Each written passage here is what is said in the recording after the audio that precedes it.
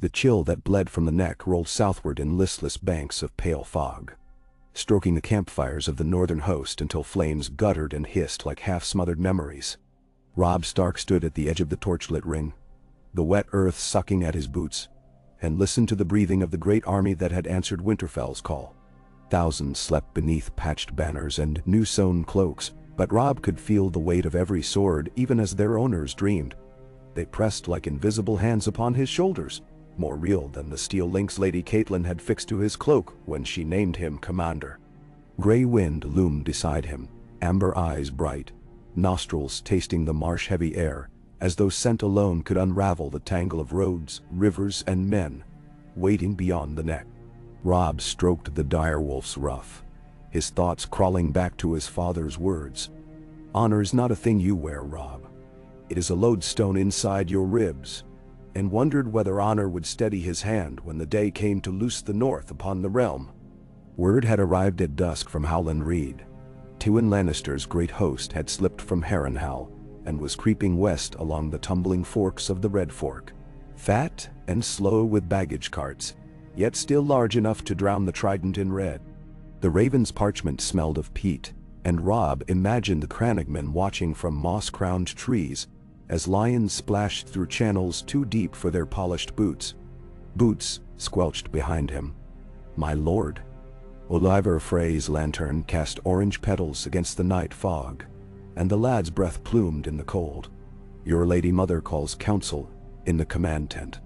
Robb nodded and followed, gray wind pacing like a gray shadow at his heel. Inside, the tent was thick with damp wool and sharper scents.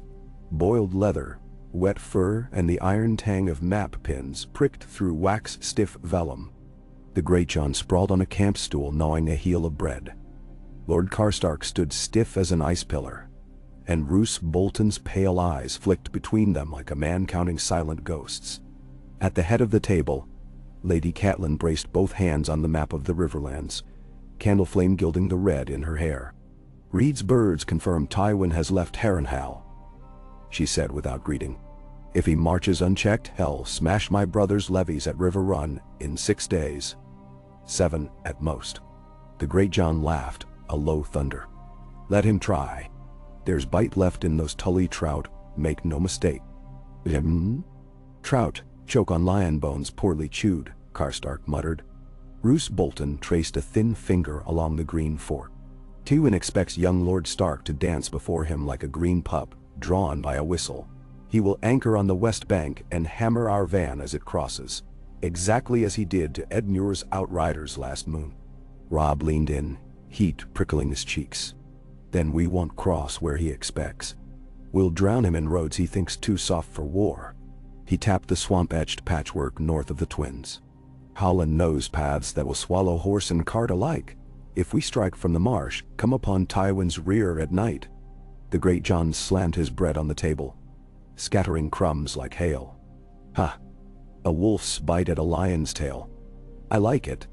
Catelyn's gaze softened, but worry coiled behind her eyes. "Robb, the Crannog paths will mire heavy wagons. Aye, but they will mire your men as well. You risk losing half your strength to the bog." "Better lose boots to mud than brothers to Lannister steel," Robb answered, surprising himself with the hard edge in his voice. Across 100 leagues, Tywin Lannister watched smoke coil above Harrenhal's ruined towers and felt a twitch of irritation at the stink of burned meat drifting from the cookfires. His own pavilion smelled of freshly oiled mail, and the crisp ink of Raven's letters, a scent he preferred. Kevin stood beside him. Greyhead bowed over a dispatch. "Reports place Stark's full strength still north of the Twins," his brother said, voice steady. "The young wolf is too green to risk the crossing so early." "So they tell us," Tywin replied, mouth thin as drawn wire. "But men once told me Hoster Tully would break within a fortnight, yet River Run stands." He flicked the parchment aside. "All things break, given weight enough. If the Starks scurry through the neck, we fall upon River Run. If they cross the Twins, we lure them to the fork and break them there. What matters is to end this war before autumn's chill stiffens every road." Kevin's silence held an unspoken warning. "End it before other kings grow bold." Storms to the south, dragons rumored across the narrow sea, and Renly Baratheon, trailing a host of easy smiles and handsome banners. Tywin knew the realm smelled weakness, as crows smell blood. Night stretched black and damp when Arya Stark, unnoticed in a kitchen scullion's rags, slipped between the steaming cauldrons of Harrenhal, and caught a glimpse of the lion banners pulling down. Wheels creaked, armor clinked, and cookfires scattered sparks on the wind. She watched until her eyes stung, whispering the names of those she would kill, before vanishing back into the warren of half-collapsed cellars. Far from Winterfell, her graveyard of dreams ran red with dread and hope alike. At the Twins, Walder Frey sat in his drafty hall and toyed with a thin-boned harp, while envoys from Winterfell waited on the stone floor below. He named the strings Robb's pride, Catelyn's honor, and Edmure's desperation, plucking each until its note trembled like a captured girl. But Robb Stark rode south all the same, the Twins behind him, and the Lord of the Crossing found his harp strangely silent once the coin had changed hands and hostages had changed wards. Grey dawn spilled over the keels of the Trident as Robb's host slithered into the next green maze. Soggy boots, chilled marrow, leeches in awkward places. His men cursed the bogs, but curses were softer than funeral songs. Crannog outriders moved like ghosts, guiding column after column through mist-shrouded causeways no wider than a wagon tongue. Sometimes a shout rose when footing gave way and a spearman vanished waist-deep, yanking himself free with a suctioning gasp. But always they rose and pressed on, for the young wolf's banner drifted ahead, a gray direwolf racing across ice-white cloth, and men would march through hell if the beast ran before them.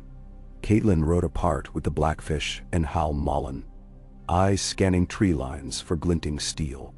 Twice they found remnants of old battles, rusted helms half buried in mud, splintered shields with drowned heraldry, a ribcage whitened by water and time.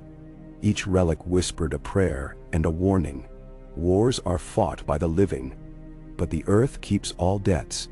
When camp was struck upon a rare knuckle of solid ground, Robb walked the perimeter until torches sputtered to stubs. Gray wind patrolled opposite, the two circles of watchful motion knitting together like stitches drawn across a wound. In the hush between owl cries, Robb thought of Bran beyond his reach, and of Rickon's stubborn tears, of Sansa trapped in a lion's den, of Arya lost to every road but her own, and of Lord Eddard's head bowed beneath the sept's vaulted silence. An image he tried but failed to banish. "I will bring them home," he swore to the wolf and the night alike. All of them. On the Red Fork's western bank, Tywin's camp sprawled like polished brass beneath the moon. Tents in neat rows, cookfires measured as evenly as pawns, sentries posted in precise triangles of overlapping sightlines. Yet war is not a tourney set. Men do not always dance by rule, and the smell of bog mud clinging to his boots irritated Tywin in ways parchment reports never could. He issued fresh orders. Scouts to sweep the marsh's northern reach, columns to tighten, foragers to stay within trumpet call. Precaution stacked upon precaution. And still the cold in his marrow did not lift. The cold on Roose Bolton's face never lifted either, though campfires ringed him on every side. He watched Lord Stark pore over Reed's rough maps, his own mind calculating angles of flight. Chains changed hands in war. That was the nature of the game. A lost sword today, a favor tomorrow, a neck bared next year when the snows fell thick. Bolton's pale eyes lingered on Robb's hands. Strong young, yet chafed where reins and sword hilt rubbed raw dachi, hands that might sign pardons or death writs with equal weight. He wondered what those hands would be worth, come the winter. Morning broke thin and gray, but for once the marsh surrendered a blessing, a low bank of river fog that swept south ahead of them like a squire brushing stray arrows from a tourney yard. Cloaked in damp mist, Robb's lead columns flanked east, circling Tywin's outriders. Crannogmen slipped through reeds with bows wrapped in oiled leather, loosing arrows into the dark where gold cloaks thought themselves alone. Each arrow whispered North remembers as it found soft gaps in plate. By mid-afternoon, ravens beat frantic wings above Tywin's tents. False reports, fragmentary whispers of wolves behind, trout ahead, dragons in every shadow. Tywin ordered his vanguard wheeled about to face phantom riders that never materialized. All afternoon, he shifted pieces across his living board, unaware the game had tilted under him. Come dusk, the fog thickened, until tents vanished 10 yards away, and the Red Fork itself was a hiss and a rumor. Robb's host emerged from the marsh, on Tywin's unguarded flank in a silence broken only by the river's pulse and the creak of sodden leather. The Great John led the first charge, voice bellowing hoarse war cries, while his two-hander carved a path through startled men, struggling to understand why midnight wolves leapt from the mist in what was meant to be a quiet camp. Karstark swept wide with his horsemen, torches flaring to set siege wagons alight, and the screaming of startled mules carried above the clash. Roose Bolton advanced at measured pace at the center, infantry in tight formation behind shields painted with flayed men, short spears angled like needles ready to sow flesh. The Bolton flanks folded inward, funneling fleeing Lannisters toward the firelit maw, where northern axes waited. For every man who tried to break outward, Crannog arrows found backs under wavering cloaks.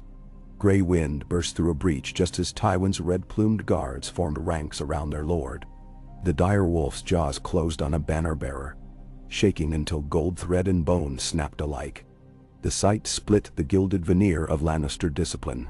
Some steadied, but more faltered, eyes darting to the shifting fog, to the crackling flames licking at silk tent walls, to the wolf bathed in blood and river mist. Tywin held fast. His warhorse stamped, eyes rolling at smoke, but Tywin's helm never turned aside. His voice rang cold. Hold your ground. Form on me. But men see gods in victory and demons in disaster, and tonight the demon wore gray fur and snapped steel like breadsticks. Robb cut through the confusion, mace slick with rain and blood. He glimpsed Roose's banner closing, saw the gap tightening around the lion standard, and spurred forward before the noose could slip. Yield, Lord Tywin, he shouted above the din. Yield and live. Fight and fall. Tywin answered with steel. A lancer lunged, but gray wind barreled in, weight and fury, bearing horse and rider alike to the churned ground. Tywin's sword whistled as he wheeled, striking sparks from Robb's parry. Twice their blades rang. A third time Robb slid his mace inside Tywin's guard, smashing the knee guard of the Lord of Casterly Rock. Iron gave with a dull crack. Tywin grunted, more anger than pain, and toppled into mud as his horse reared. Bolton men closed, shields locking around the fallen lion. Spears leveled, throats growling the old words of the Dreadfort. But Robb shouted them off. Spare him. The spears wavered, held. Grey wind bristled, muzzle inches from Tywin's face. In the direwolf's eyes burned the memory of a father's head on a spike, and a pack's howl cut short. Hands roughly hauled Tywin upright. A chain rattled as Great John Umber, bellowing laughter half unbelievable to himself, clamped manacles about wrists that had once signed the doom of House Rain. You'll sing a different song now, my lord, he chuckled, though none heard above the roar of burning tents. Kevin Lannister fought like a man condemned, hacking a path toward his brother. But Karstark's riders spilled around him like breakers. He broke free at last with a score of sworn shields and vanished into the night's ragged edges, a torn banner flapping over wounded pride. When the fires dwindled and screams faded to moans of the dying, Robb surveyed the ruin. Smoke smeared the stars. Hundreds of corpses lay in awful communion, Northern and Lannister both, though the lions lay in thicker carpets. Tywin stood bound beside Grey Wind, face carved from stone. The old lion's eyes glittered with the reflection of flames. Whether fury or calculation, Robb could not tell. Catelyn received the raven before dawn. Its black wings dripped with dew as it beat inside the comer's wagon where she slept. She read Robb's scratch hand once, twice. A third time ere meaning reached her numb fingers. Tywin Lannister captured alive upon the Red Fork. For a heartbeat she felt nothing save the hammering of her heart. Then a rising wave of wonder and dread in equal measure. Victory was a whetstone, sharpening the blade, yes, but thinning it too, until the metal could break under its own keenness. In King's Landing, bells tolled a false dawn as Cersei learned her father was taken. She dismissed the messenger with a hollow smile. then shattered a silver goblet against the throne room's black marble, and watched wine crawl like blood between the tiles. Joffrey screamed for heads and armies, and the sun itself to kneel before his wrath, while Pycelle babbled of ransom etiquette and precedent. Littlefinger merely smoothed his mustache, and wondered aloud whether the realm should pray for Lord Tywin's safe return, or for House Tyrell friendship. Sansa Stark heard the bells and thought of winter roses frozen in a corner of the Godswood at Winterfell. Petals rimed by frost, yet somehow living. She clutched the idea as a sailor clutches a spar in a storm. A Stark had felled a Lannister after all, and perhaps hope wore gray and white still. That night, the northern camp muttered long after supper fires collapsed to ember. Some drank, some prayed, some walked the pickets touching spear hafts to be certain the world was real. Many stared at the gilded man seated beneath double rows of guards. A single prisoner outweighed plunder and victory both. A single lion in chains roared louder in memory than 1,000 on the field. Within his pavilion, Robb knelt alone before the map spread across the table. Candlelight danced on rivers inked blue and forests dabbed green. But his mind's eye superimposed fresh blood across every route. To the south, Stannis Baratheon stirred like thunder behind a mountain range. To the north, news from the wall whispered of dead men walking. And here, in his care, sat the most dangerous man in Westeros, bloodied but unbowed, his glare promising calamity should the shackles ever slip. Roose Bolton entered, without a sound. "Your Grace," he said, and in that address Robb heard equal parts oath and omen. "The Lord Lion rests uneasy. Perhaps a word with him before dawn?" "Not tonight," Robb answered. "Let him cool and count the cost." Bolton's lips curved in a ghost of a smile. "As you command." He melted away, leaving Candleflame trembling. Tywin did not sleep. Chains rattled each time he shifted, too heavy for comfort, too light for oblivion. He counted torches and footsteps, weighed guards' alertness, catalogued rust on manacles, measured the length of Grey Wind's silent patrol. He recalled histories of captives who turned defeat into triumph, and those who were trodden into dust. Vengeance required opportunity. Opportunity required patience. Patience required clarity. Tywin Lannister possessed all three in abundance. Dawn laid a pale sword across the trident, silvering water and corpse alike. Smoke wisped from the last of the tents, and ravens traced black runes in the brightening sky. Somewhere south, beyond the burnt wagons and broken shields, Kevan Lannister urged bruised horses towards safety, and allies yet unmade. Somewhere north, Catelyn Tully clasped her son's letter and whispered prayers. Neither she nor the gods believed fully. Somewhere east, Varys tightened pale fingers around a quill, each tick of its tip upon parchment, echoing like a heartbeat through the Red Keep's hidden halls. And in the camp beside the Red Fork, Robb Stark stood before Tywin Lannister as the first rays kissed both their faces. Neither bowed. Neither blinked. The river hummed behind them, a low, ceaseless note that seemed to promise the world would flow on regardless of kings, banners, or blood. Yet for this heartbeat, the current held its breath, and all the 7 kingdoms with it. Tywin's voice was sand and steel. "You have won a battle, boy, not the war." Robb met the golden eyes without flinching. "Wars are won one battle at a time, my lord. Today was enough." This. The corners of Tywin's mouth twitched.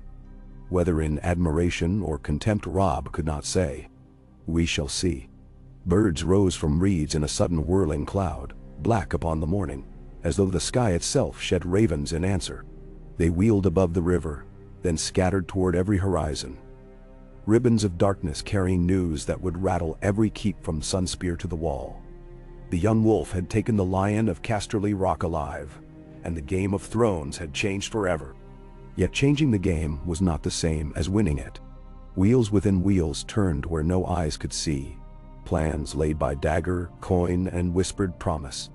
Tywin studied his captor, and Robb his captive, each considering the other's measure as carefully as any smith gauges metal before the hammer falls. Steel fires steel, and sometimes the sparks kindle raging storms. So dawn climbed, and the trident flowed, and the first notes of a longer, darker song began to growl beneath the bright chorus of victory. Pai Ganand. A hush lingered over the Red Fork long after the last fires guttered out. Dawn climbed higher, and the river shone like beaten pewter, reflecting an ash-tinged sky. But the northern camp moved with the muted care of a man afraid to wake a sleeping giant. Every step, every clink of kettle or spur, seemed to carry the same thought. Tywin Lannister still breathed inside that ring of spears. He was chained, watched, and, so the sentries told one another, helpless. It did not matter. The name alone felt heavy enough to sunder shields. Robb broke his fast on bread so hard, the edge of each bite scraped his palate raw. Grey Wind gnawed a joint of mutton by the tent flap, hackles twitching whenever a shield clattered too quickly. The direwolf had not slept. Robb doubted he had, either. Yet the army expected motion, decisions hammered into shape as surely as any sword. He wiped crumbs from his lips, reached for his cloak, and stepped into the morning cold. A line of riders waited beyond the cook fires. Karstark draped in black fur, the Great John humming a half-remembered marching song, Roose Bolton poised in his saddle like a spider enthroned upon silk. And there stood his mother, cloak drawn tight, her eyes following the gentle sway of a single cage wagon, where two chains met at a collar of black iron. Tywin Lannister sat inside that wagon, straight-backed despite the jolting of wheels across churned mud, expression carved in ice and brass. Robb swung into the saddle. We ride for River Run. Lord Bolton, the rear guard is yours. Keep our tails clean. Bolton dipped his head. "You command, your grace. The lion will have kin sniffing these tracks soon enough." "Let them sniff," the Great John roared. "They'll find naught but piss-soaked banners and empty armor." Karstark's beard bristled like winterbrush. "The Lannisters still have teeth, Umber. We should see the lions headed on a spike before nightfall." Robb reined his horse around, fixing him with a stare. "A dead lion buys us naught. A living one wins us sisters, peace, perhaps the realm. Or buys the realm for himself," Karstark muttered. But he touched spur to flank all the same, falling into column as trumpets called the march. The host unfurled along the river road, banners drooping with damp, boots squelching, horses steaming in the cold. Somewhere in the press rode the black iron cage, rocking between pikemen, whose eyes flicked from prisoner to tree line and back again. Tywin's gaze seldom moved. He watched hedgerow, sky, river, men, everything. Counting heartbeats, Robb suspected, or debts yet to be paid. At one bend where the Red Fork curled tight against a rise of shale, a fallen elm forced the column to bunch. The cage halted next to Robb and Grey Wind. Tywin shifted and, for the first time since capture, spoke without provocation. "Your wolf has courteous eyes," he said. Robb kept his reins short. "He has a discerning nose." "So I have gathered." Tywin's gaze settled on Grey Wind's bared fangs. "Tell me, Lord Stark, do you truly mean to trade me for girls and good behavior? I mean to end a war with the least blood spilled. If that trade serves, mercy is not a northern virtue I recall from history. Mercy is the privilege of the strong," Robb said, surprising himself with how much he believed it. "You may thank the gods Grey Wind tells me you're worth more alive. And what does the wolf think your sisters are worth, I wonder?" Tywin's mouth curved, a rictus lacking mirth. "Be sure of your figures, boy. The Iron Bank keeps sterner ledgers than the Seven." Before Robb could answer, the column lurched forward again. The cage creaked away and Tywin's profile merged with the lattice of black bars. Grey Wind watched until the road bent, then flared his nostrils and trotted at Robb's stirrup. The taste in the young wolf's mouth was not bread now but iron and unease. River Run rose from the confluence of waters, like a keep sprung hole from riverbed, towers washing in the blue of Tully banners. On the outer wall, scarred helmets still dangled on pikes, trophies from Jaime Lannister's failed siege weeks before. Fresh mortar patched the Drummond Gate where wildfire pots had blossomed, and the main yard teemed with new mustered levies who set down pikes to gape at the long snake of northern colors splashing across the drawbridge. Edmure Tully all but danced to greet them, cheeks reddening the moment he saw the iron cage. "Sweet mercy," he breathed, plucking at his beard. You truly have the old lion. Gods, I have feared your raven a jape. Catelyn slipped down from her saddle. No jape, brother. But see, all mouths stay shut until we weigh our next step. Edmure opened his own mouth, thought better, and waved the column inside. Robb entered last, the direwolf pacing at his destrier's off shoulder. The cage halted beneath the belly of the gatehouse. A dozen beef-shouldered rivermen wrestled lengths of chain through anchor rings hammered into stone. When they finished, Tywin Lannister remained seated inside a hollow of cold shadow, golden eyes reflecting torchlight like two small suns. Robb's captains crowded into the great hall where tapestries of leaping trout billowed in drafts from arrow slits.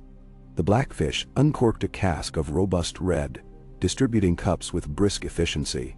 Steam still drifted from damp cloaks, mixing with sassafras and roasted onions from the kitchens below. Edmure mounted the dais 2 steps, wine sloshing as he lifted his cup. To the young wolf, he proclaimed, who dared what every rebel lord swore, yet none achieved. The roar of agreement shook dust from timbered beams. The great John knocked back his cup in a single toss, slammed it upon the trestle, and belched approval. Even Bolton's thin lips twitched at the corners. Robb remained standing. I thank you, uncle, and all of you who bled for this. But our task is not finished. Lord Tywin's capture will unbalance the realm. It already has, Catelyn cut in. She held a scroll, sealed in green wax. Lord Hightower's raven arrived not an hour before you, Robb. Old Town will not declare for the boy on the Iron Throne while Tywin's life hangs in the balance. They asked to know your terms. Destiny. Karstark sniffed. There's a your grace missing from that query. Courtesy is seldom free, Bolton said, voice mild. They test how tightly we clench the lion's tail. Robb accepted the scroll, unread. Then they shall learn. We send riders at once. Word that Lord Stark demands safe return of my sisters, the bones of my father, and withdrawal of every Lannister bannerman from the Riverlands. Hostages for good faith. Sir Adam Marbrand, Sir Flemont Brax, 2 more of Tywin's choosing. When those terms are met, the Lord of Casterly Rock will be escorted to Riverrun's docks, placed aboard a longship, and delivered back to King's Landing under flag of truce. Until then, he remains here, chained but hale. Nutter. Edmure's brows climbed. That is, lenient. Generous. The great John corrected. Too generous.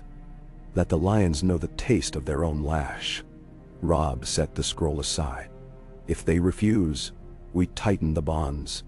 But they must be given a path to peace. Nimna Beno. Karstark reached into the candlelight, knuckles white on his cup. And if they answer with heads on spikes instead of daughters delivered, then we end the Lannisters by fire and sword, Robb said, and the simple finality hushed the room. A cold promise without roar or flourish. The voice of winter through a slit in the ice. In King's Landing bells told morning prayer while Cersei paced Maegor's holdfast, green silk whispering like restless grass. The small council had stumbled from bed to chamber in varying states of sobriety. Even Pycelle's voluminous sleeves could not hide the tremor in his hands as he unrolled the Stark ultimatum. 3 weeks to comply, he quavered. Should we fail, Lord Tywin's safety can no longer be. Spare me his florid ink, Cersei snapped. She plucked the parchment away, eyes flickering. Under the gilded candlelight, her skin appeared almost transparent, veins blue as river veins on a map. Marbrand, Brax, it is a taunt. My father writes riddles in coffers. This pup writes riddles in terms. Nesening. Grand Maester Pycelle cleared his throat, beard quivering. Perhaps a measured response.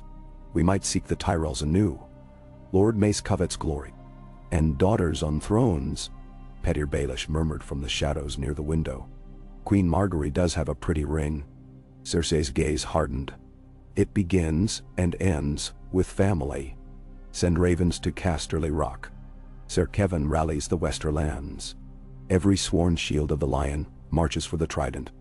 Now, so we place an army in the field lacking its head? Varys inquired, voice as soft as cat feet. Heads, I beg pardon. Sir Jaime is still penned beneath Riverrun's walls. Cersei's lips whitened.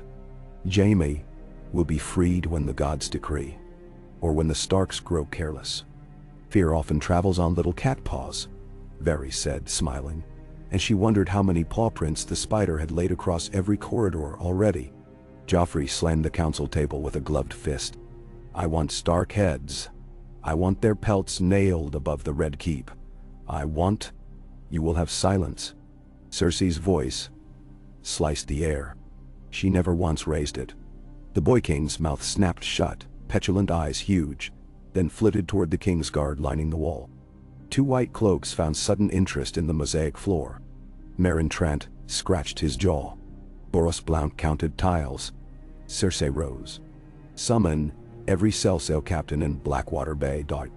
Double the bounty on Edmure Tully's merchant lines. Inform the Faith that River Run withholds the king's justice. And send birds to the twins. She tapped the parchment. Lord Walder scents profit where others smell blood. Littlefinger's brows arched in sly amusement. Last I heard, old Walder smelled both. A rare gift, Cersei said, though her tone held no trace of jest. Now fly, my lords. I have a crown to defend. As they filed out, she lingered at the window, nails biting silk. The courtyard below bustled with Lannister house guards hardening King's Landing's walls. Red cloaks, crimson shields, bright gold lions. But all she saw were chains, black as pitch, rattling inside a river castle far away. Lord Kevin rode day and night, covering leagues until horseflesh foamed and clumped. A dozen staunch retainers trailed him. More joined at every village where small folk still trusted the lion's roar. By the time he crested the ridge above Ashmark, the columns stretched a mile. Banner knights, smiths' sons, hedge archers paid in silver. None matched the perfect squares of Tywin's drilled host, yet hunger burned them hotter than discipline ever could. Kevin entered the great hall of Lord Titos Brown with dust on his cloak and smoke in his eyes. Sound the levy, he told every minor lord assembled. No ransom, no quarter. We marched to break the wolf. Behind closed doors, he added softer counsel. My brother lives so long as the boy believes he can profit by keeping him alive. Let us starve that belief. Though whispered, the words clanged off granite hearts. A fortnight later, 40,000 boots thundered toward the neck. While lords plotted, crows worked simpler sums. They wheeled above the desolation left by Tywin's rout.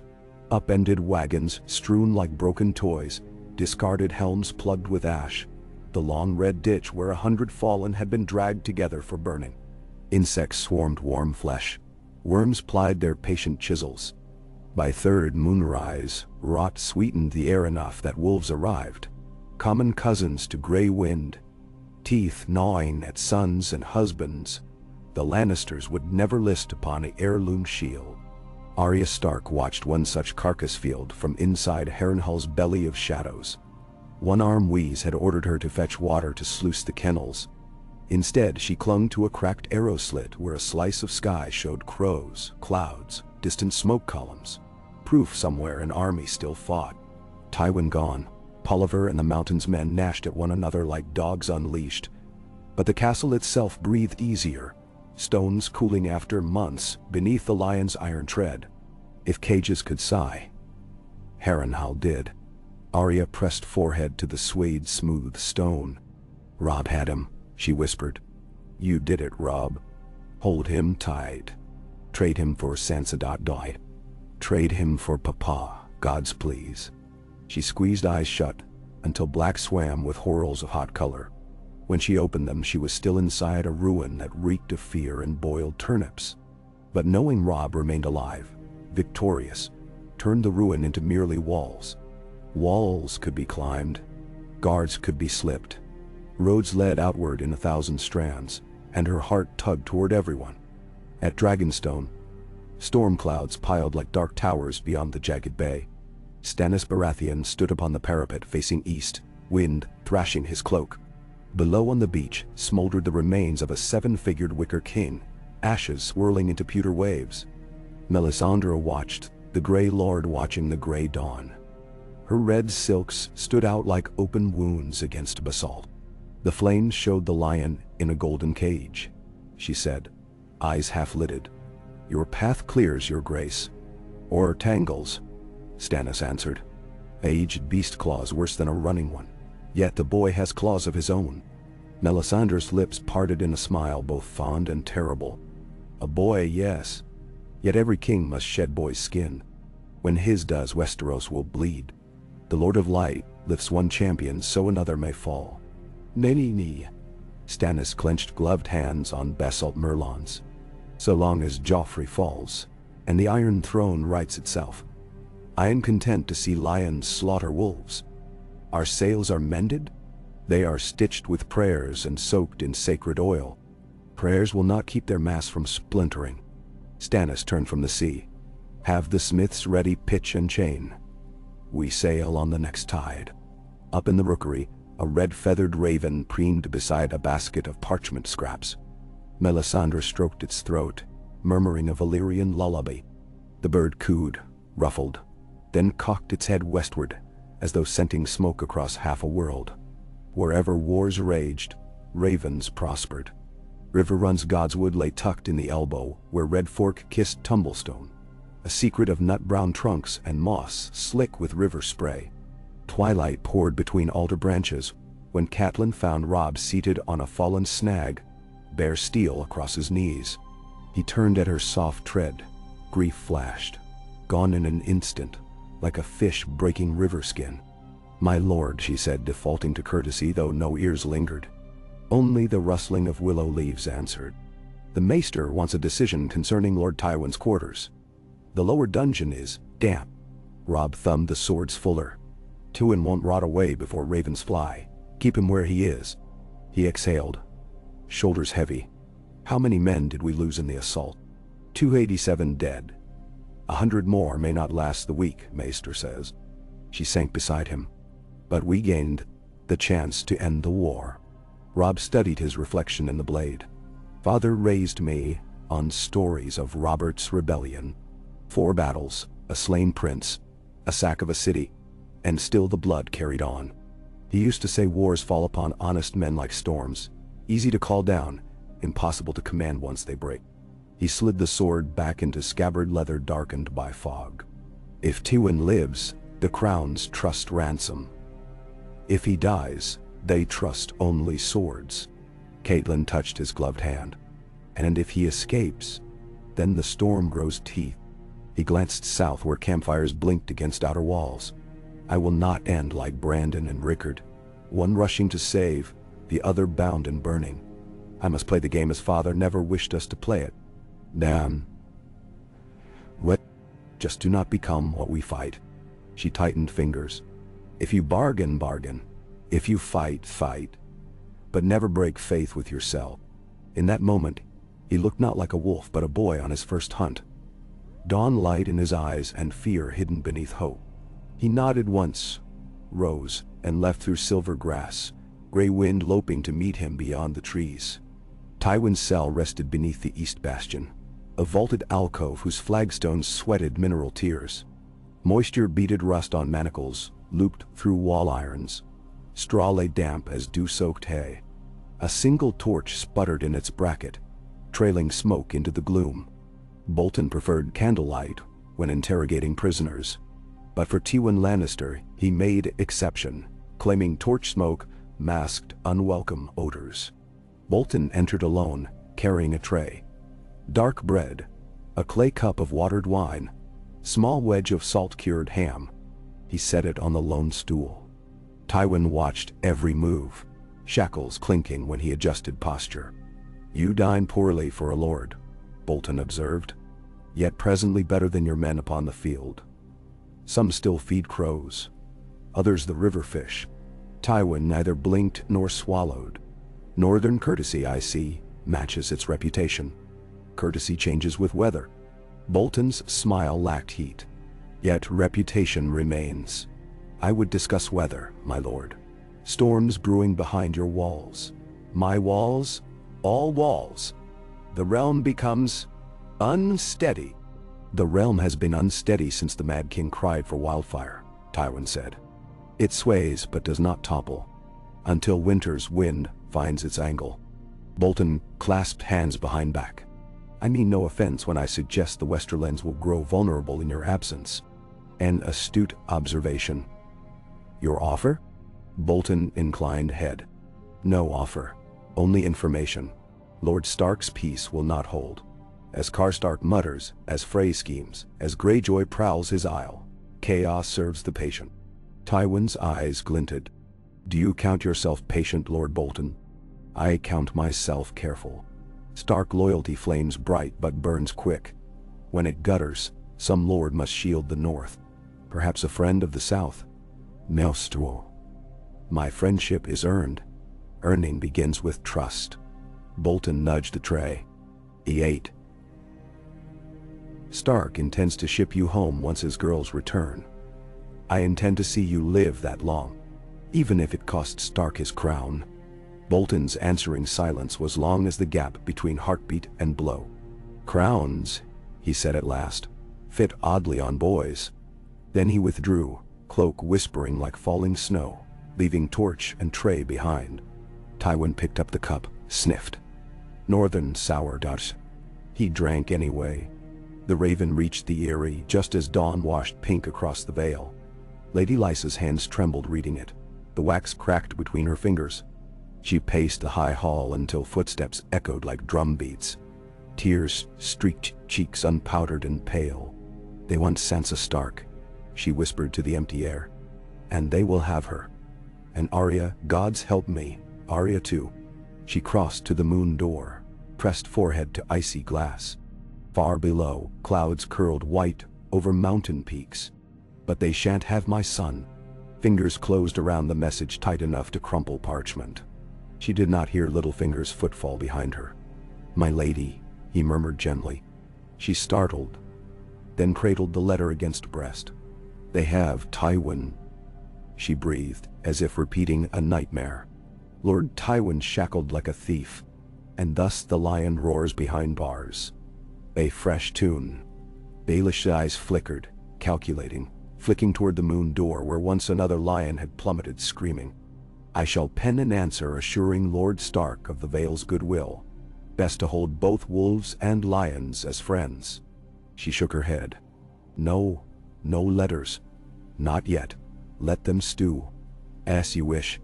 He stepped closer. But delay carries risk. Everything carries risk. She fingered the notch where the moon door latch met stone. I will not be scolded by Winterfell again. Let them taste helplessness. Littlefinger bowed, hiding delight behind downcast lids. Every new fracture in the realm created edges for him to grip. The wall of ice separating wolf and lion just cracked wide enough for a mockingbird to slip through. 2 midnights later, a horn blast ripped across River Run's walls. Short, sharp, answered by a chorus of hounds baying from kennels. Soldiers tumbled from pallets grabbing spears, torches bloomed like startled roses. Whisper raced faster than flame.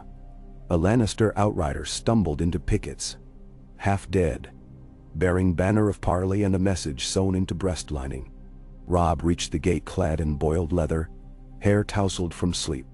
The man slumped in the mud, one arm hanging by tendons, chest pierced by 3 black-fletched arrows.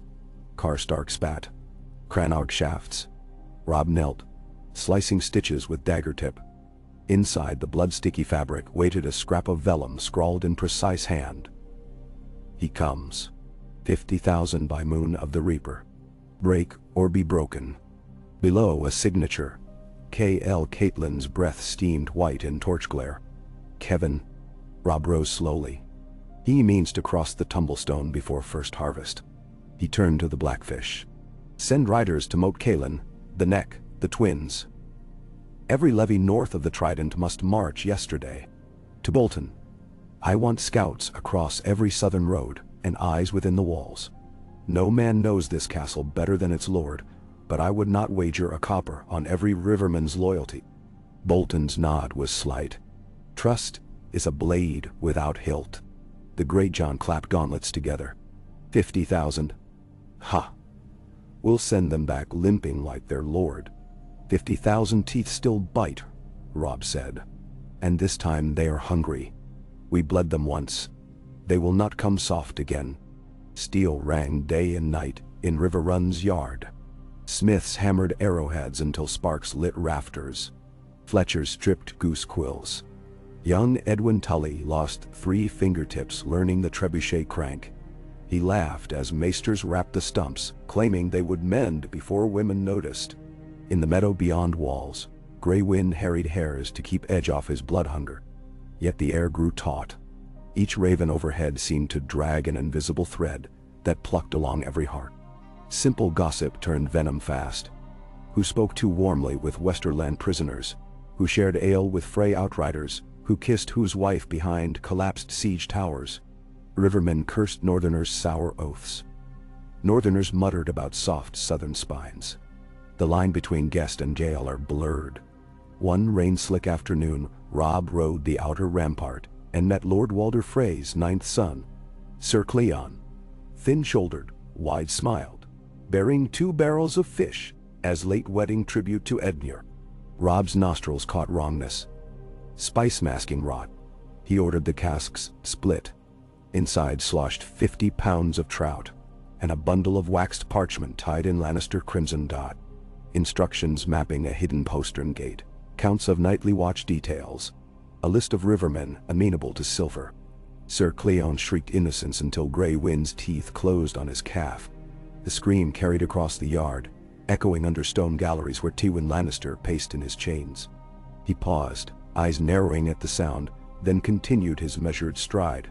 Pace, turn, pace, turn. Each clink of iron another pebble dropping into a pool whose ripples would someday reach every shore. North of the neck, Theon Greyjoy crossed wet heather toward the stony finger where first beacon of moat Caelan guttered against its own smoke. Glover men manned the ramparts, tired eyes set in salt-streaked beards.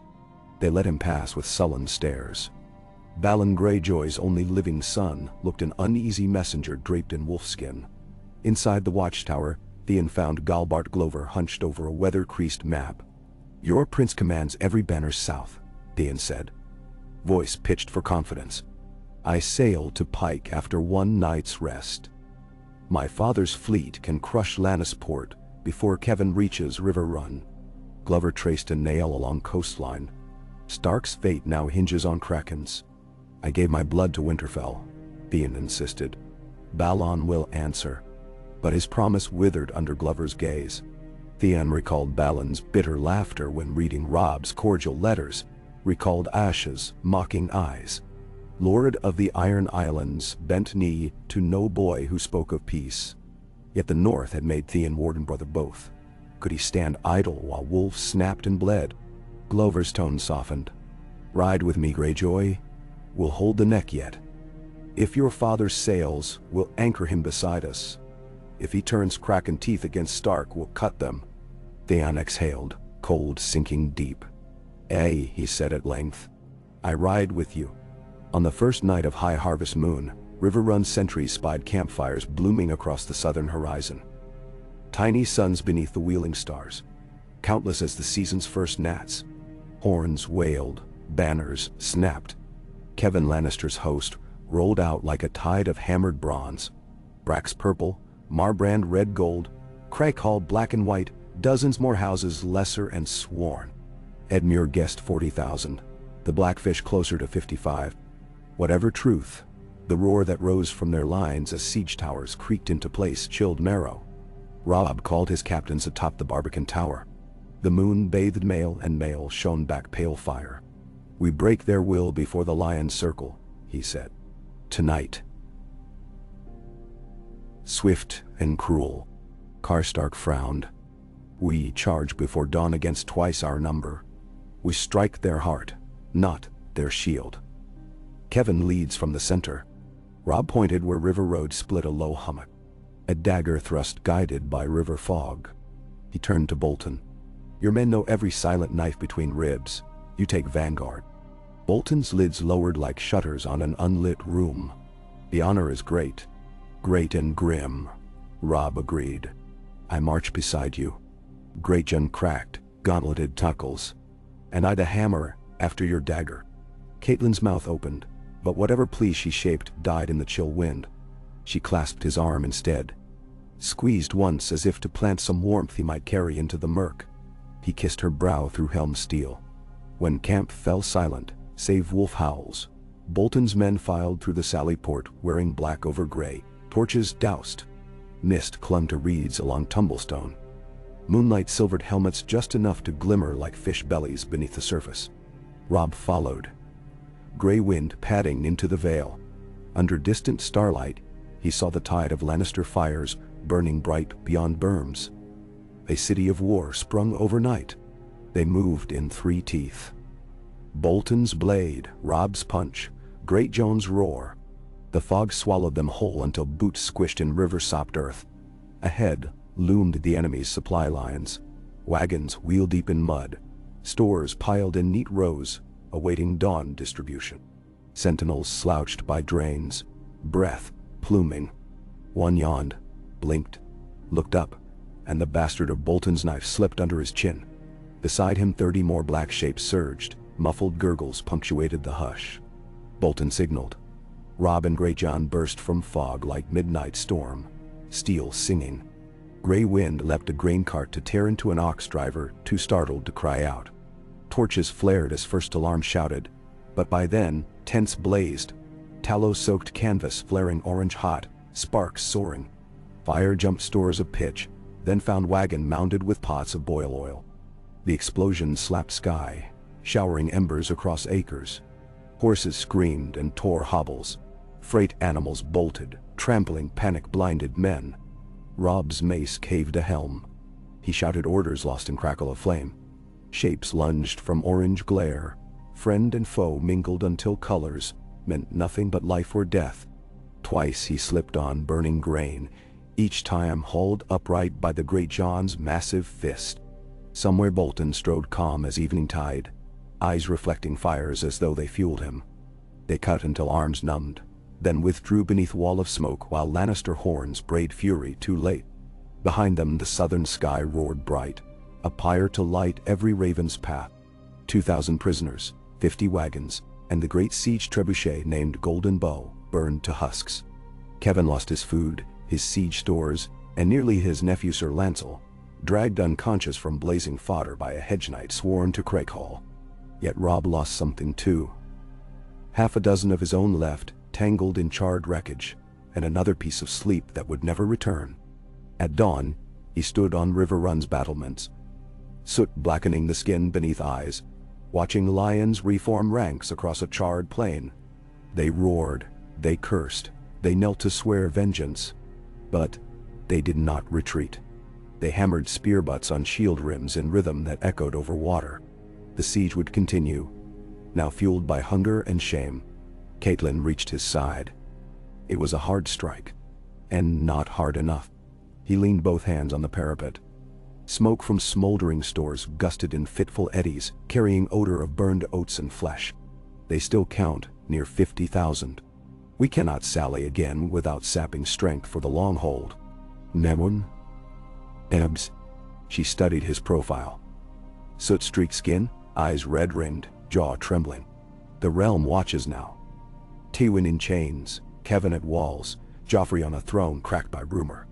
Your next move must be more than soldier's instinct. He nodded once. I will send ravens south, offer Stannis the Lion in exchange for alliance. If he claims the throne, let him break the Kingslayer's nephews and nieces. The North wants freedom, not crowns. Catelyn's brows rose. And if Stannis refuses, he clings to law tighter than iron. Nee. Then we turn to Renly. He spat, black soot fleck. One crown or another will wish Lannister gold. Let them pay with peace. Crowns have short memories, she warned. Then I will write the memory in lion's blood if I must. He turned away from burning plain, looked instead at the cage hanging in the yard where Tywin stood, unbowed, amid curling smoke. But not yet. Not yet. Inside the dungeon's word of the raid reached Tywin by way of distant cheering. A tremor through stone like rolling thunder. He measured every rumble, weighed what each meant. Losses of grain, siegecraft, that could be replaced. But morale lost beneath sight of flaming stores? That demanded recompense harder than coin. Bolton visited at dusk. Your nephew survived. I surmised, Tywin said. Your wagons did not. They were wagons, Lord Bolton. I possess more. So you do. Bolton twirled the torch slowly. Shadows skated across stone. I wonder, if River Run burns tonight, how much more could you supply? Tywin's eyes pinned him. Speak plain. All men gamble. Bets shape wars. I prefer surety. He leaned close until smoke curled between their faces. When the North tears itself ragged, a hand steadier than Robb Stark's must guide the realm. One unafraid of low means for high ends. You and I share.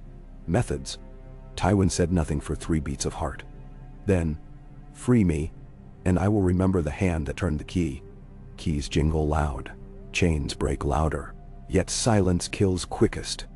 Bolton's smile flashed. Patience, my lord. Winter is long. Chains, rust. He withdrew without another word. Tywin listened to footsteps fade, a faint scrape of door bolts, the hush afterward deeper than any dark. He lifted one manacled wrist, traced finger along hinge. Moisture filmed steel. Rust needed time, a time he suddenly had, in small measured doses greedily counted by every watch candle. He settled back against damp wall and closed his eyes. War broke men, yes. But it also built them anew, forged by lessons burned deep. And forging required heat. River Run burned, if only in the hearts of its wardens. For now, the siege dragged into early frost. Kevin's engineers salvaged what they could, rigging new catapults from scavenged Grinwood. Every stone hurled carried a curse and a memory of wagons lost. River Run answered with quarrels and pitch. Fields about the castle churned to mire where corpses sunk like fetid markers. Inside walls, tempers frayed. A baker flogged for short loaves swore Robb would choke on soot. Rivermen answered insults with blades. Umber broke a dairy knight's jaw for calling him fish lover. Theon Greyjoy arrived from Moat Cailin with a troop of archers, but no word from Pike. His eyes told Robb all. Balon Greyjoy plotted tides of his own. Night fell earlier now. Fires on both banks mirrored the stars overhead until the river itself seemed 2 skies meeting. Robb walked ramparts often, gray wind shadowing. He counted torches across water, marking when one winked out, when new flared. He spoke seldom. When he did, it was of numbers. Arrows left, salt pork wait, days until first snow.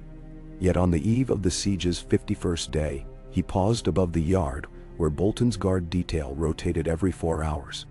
Torches showed rust streaks lengthening down Tywin's manacles. A prison blacksmith hammered nails for scaffolds. Sparks danced orange against the cage bars. Robb studied the scene long minutes, then descended the stair. Gray wind growled low. Tywin met him without rising. Come to see the weathering? Northern iron corrodes faster than Valyrian myth claims. Robb stood beyond reach of chains. I come to speak terms again. Your nephew starves at my walls. The King's Landing treasury bleeds gold for cell sales guarding every cove. Joffrey loses friends by the raven flight.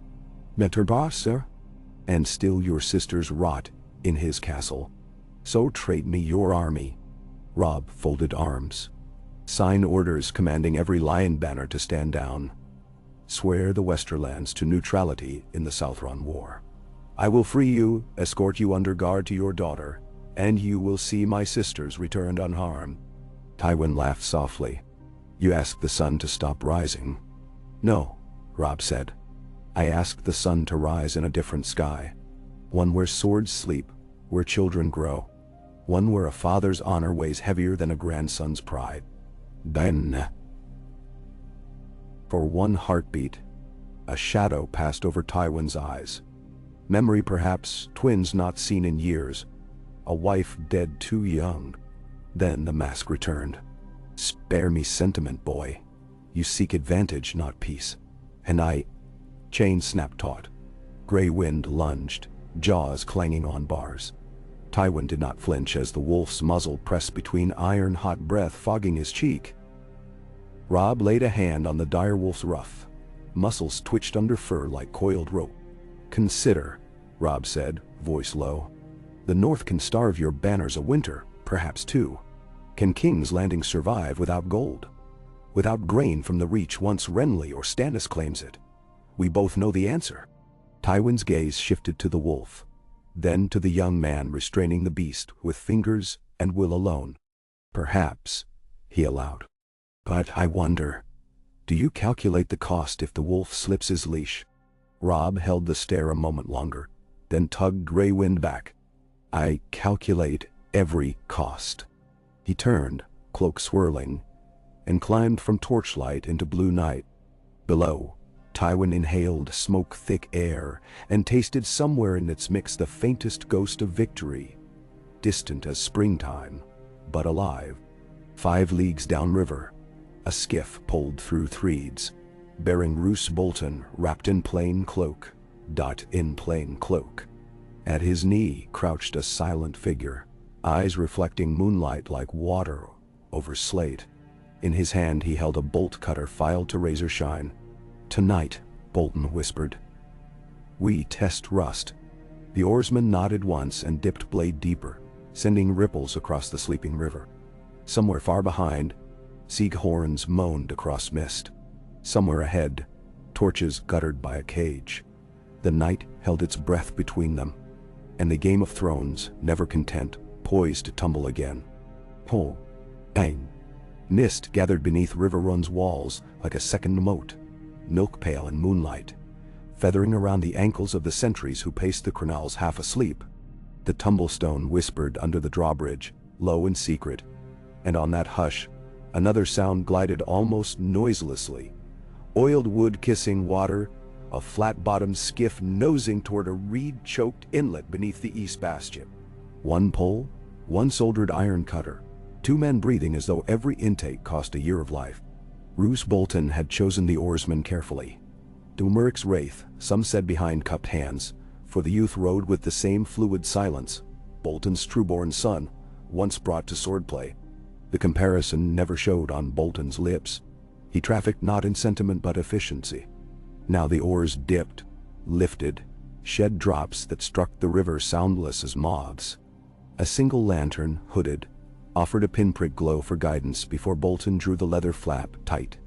Dark swallowed them whole. They grounded against slime-black stone at a patch where mortar had flaked into powder. Centuries of frost heave made a ragged seam, wide enough to swallow a blade. Above, weeds sprouted from the crack, roots drinking what seeped from the dungeons. Bolton pressed a palm to the wall, felt chill through kidskin gloves. Everything must be cold, else rot sets in. The silent youth produced a slim wedge chiseled from camphor wood, worked it into the seam, and twisted until a groan stirred in the masonry, minute but present. Bolton's fingers closed over the bolt cutter, its jaws honed to a surgeon's kiss. Chains rust. Men, if foolish, do likewise. He murmured a single syllable. The youth drove the wedge deeper. A chip of stone sprang free, clicking against the hull. Above, river mist fanned outward, as though exhaling after centuries of held breath. Inside the dungeon, Tywin Lannister lay awake, measuring the intervals between footsteps overhead. 4 sentries, 2 reliefs, 1 jailer with a limp. He had logged every cadence, every shift of weight, until the guard route lay in his mind like a song's refrain. Now he counted again, heard the limp fade down the corridor, heard torch bristle sputter, heard the far hiss of the river speaking through cracks. Then something new. The soft suck of iron sliding against stone. The glint of oil dressing link after link. He did not rise at once. His eyes moved under lids half-shuttered, seeing the opposite wall dance with the torch's lazy sway. The jailer's next pass lay 3 dozen slow heartbeats away. Enough. He coiled his muscles like a cat and waited. Bolton's wedge bit deeper. A final twist, and the outer stone shifted. Damp earth crumbled down the wall, pattering like sparse rain. A square large enough for a man's head gaped open, black within black. Bolton leaned, looked, listened. One more wedge made the aperture broader. Somewhere iron scraped concrete. Inside, Tywin tilted his wrists to present the weakest hinge to the invisible cutter. He sensed, rather than saw, the first brush of metal. A hush of parted air, then a single cold kiss against the pin.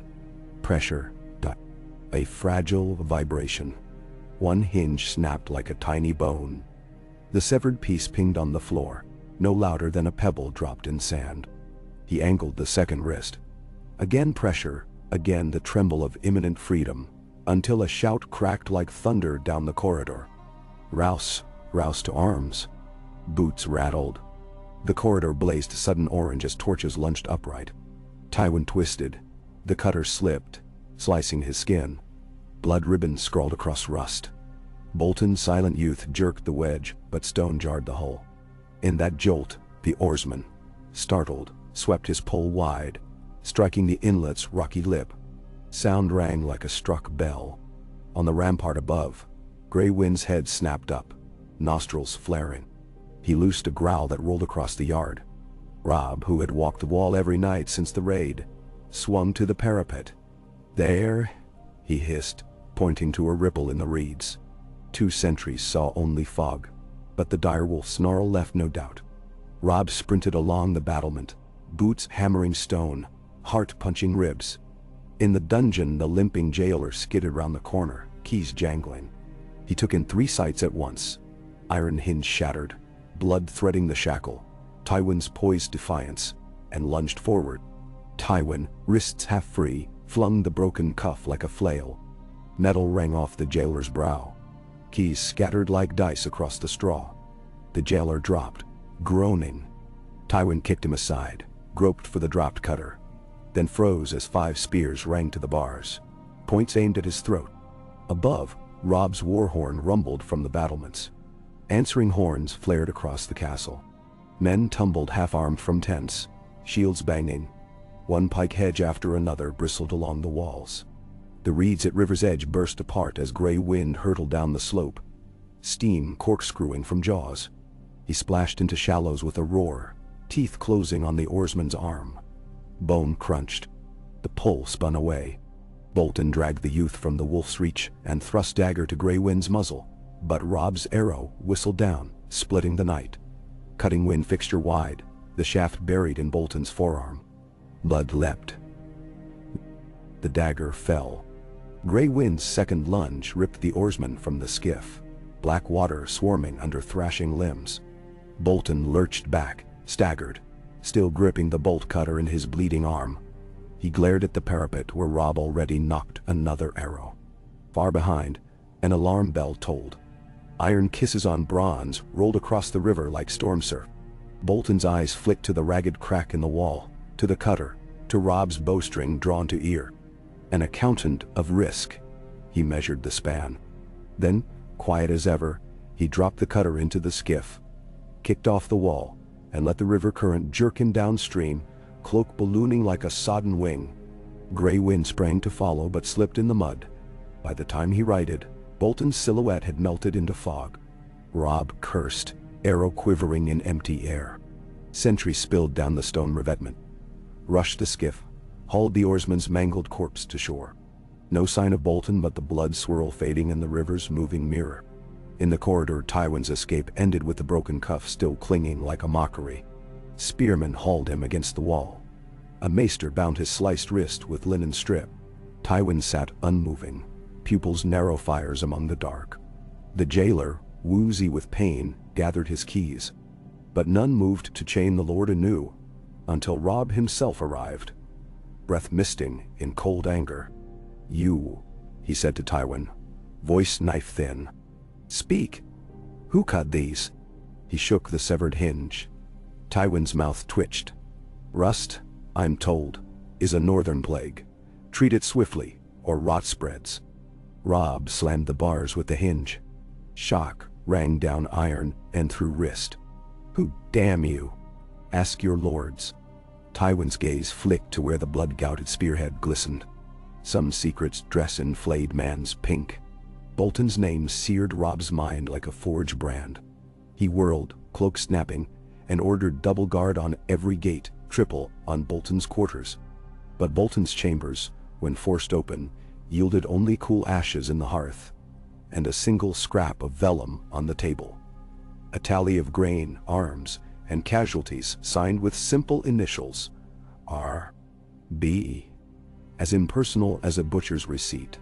By dawn the castle churned with rumors. Bolton slain by Stark wrath. Bolton drowned. Bolton fled to claim Carhold. Bolton bargaining with Kevin. None knew. Only the burned wound in Robb's forearm told truth. His arrow had tasted Bolton's blood, but not ended him. The captive lion watched the turmoil through narrow slits in the dungeon gate. Chaos moved men quicker than commands. One jailer forgot to lock a tool chest. Another set down a lamp too close to straw. Tywin said nothing, yet each oversight he folded into a ledger. The world erodes from its edges long before the center crumbles. He had time. He had patience. The first supporter had already shown his hand. The siege lines brightened with autumn's skein of color. Oaks the hue of rust, willow fronds paling to wheat. Dead leaves drifted onto tents, striped red and gold. Each dawn lads shook foliage from canvas lest the damp breed mold. Each night more drifted down. Nethermill farmers called it the bloodfall, when the land wept summer's dying veins. Across the entrenched berms Lannister knights muttered the omen felt too near truth. Kevin stared from his command ridge at River Run's walls. Smoke still lifted from burned wagons, though rains had come twice since. The memory of that raid rode with every man. Eyes sagged. Rations dwindled. Yet surrender whiffed of greater shame. He needed a stroke bold enough to steady their lungs. He gathered captains in the gilded pavilion, unfurled his nephew's borrowed map, and jabbed a mailed finger to the castle's north gate. "A feint here," he said. "Towers trundle forward at dawn. Trumpets sound fury." Meanwhile 200 picked men ford the Red Fork upstream under darkness, scale the water gate, and open from within. Marbrand frowned. Cold water? Sharp current? Better than cold steel. Kevin's face stayed stone. Volunteers only. Knights of tested heart. They came, Marbrand's son Davin, Chiswick of Casey, Harding sworn to Sir Adam, and they waded into the icy river the next night. Clothes tar-blackened, swords greased against telltale glints. Half slipped. 2 drowned in silent struggle, but the rest dragged themselves onto mucky bank beneath River Run's north tower, where rivermen seldom watched. The fog rising from warm water cloaked both sides alike. Hooks swung, ropes tightened. Silent silhouettes scaled old stone. One boot dislodged pebble. It rattled down, lost in water lap. A sentry above yawned, turned. Fingers crept over battlement, hauled men into the night. 6 lions gained the wall before the alarm sounded. Some keen-eared watchman glimpsed a shadow where none belonged and loosed his horn. Arrows hissed, quarrels snapped. 2 climbers dropped screaming, ropes cut. The remainder fought along the parapet like cats astride a beam. Harding took a spear through throat, spat pink froth over crinolls. Davin Marbrand cleaved a guard's helm, then vanished under 3 axes. Below, the water gate remained barred. From the south drumroll of siege towers advanced. Lannister trumpets cried their challenge, but River Run's focus never broke. Stones belched from catapults hammered the tower's sides. Flights of quarrel feathered exposed gunners. One tower reached the ditch, bridging span with a groaning plank. But as the first Lannister pushed across, barrels of lamp oil shattered against oak, and an archer with flaming arrow kissed the night.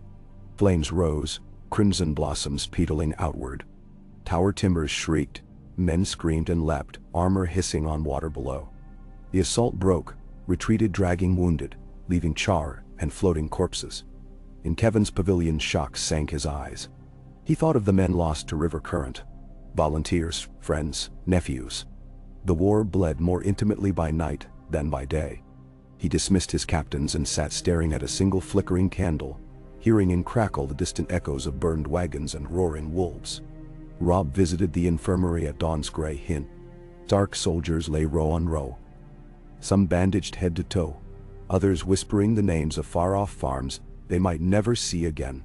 He paused at each cot, offered a clasped hand, a word. He worked until his voice rasped, then fetched the maester's ledger and tallied injuries. These numbers cut deeper than losses on the field, for they lingered like ghosts. Edmure hurried in, breath pluming. "Ravens from Winterfell," he panted. "Lord Roose. He's there." walked in 2 nights past under banner of peace.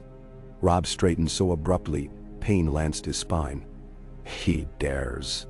He claims ambush by wild Ironborn scouts en route here. Edmure's swallowed. Brings their heads as proof. So, he expects gratitude. Robb's laugh held no softness. Does my brother believe him? Maester Luwin's letter is cautious. Bran recalls Bolton's oaths. They hold him, for now. Robb read the letter twice, lips tight. Bolton's gambit became clear. Secure Winterfell. Cradle of loyalty, before the realm could brand him traitor.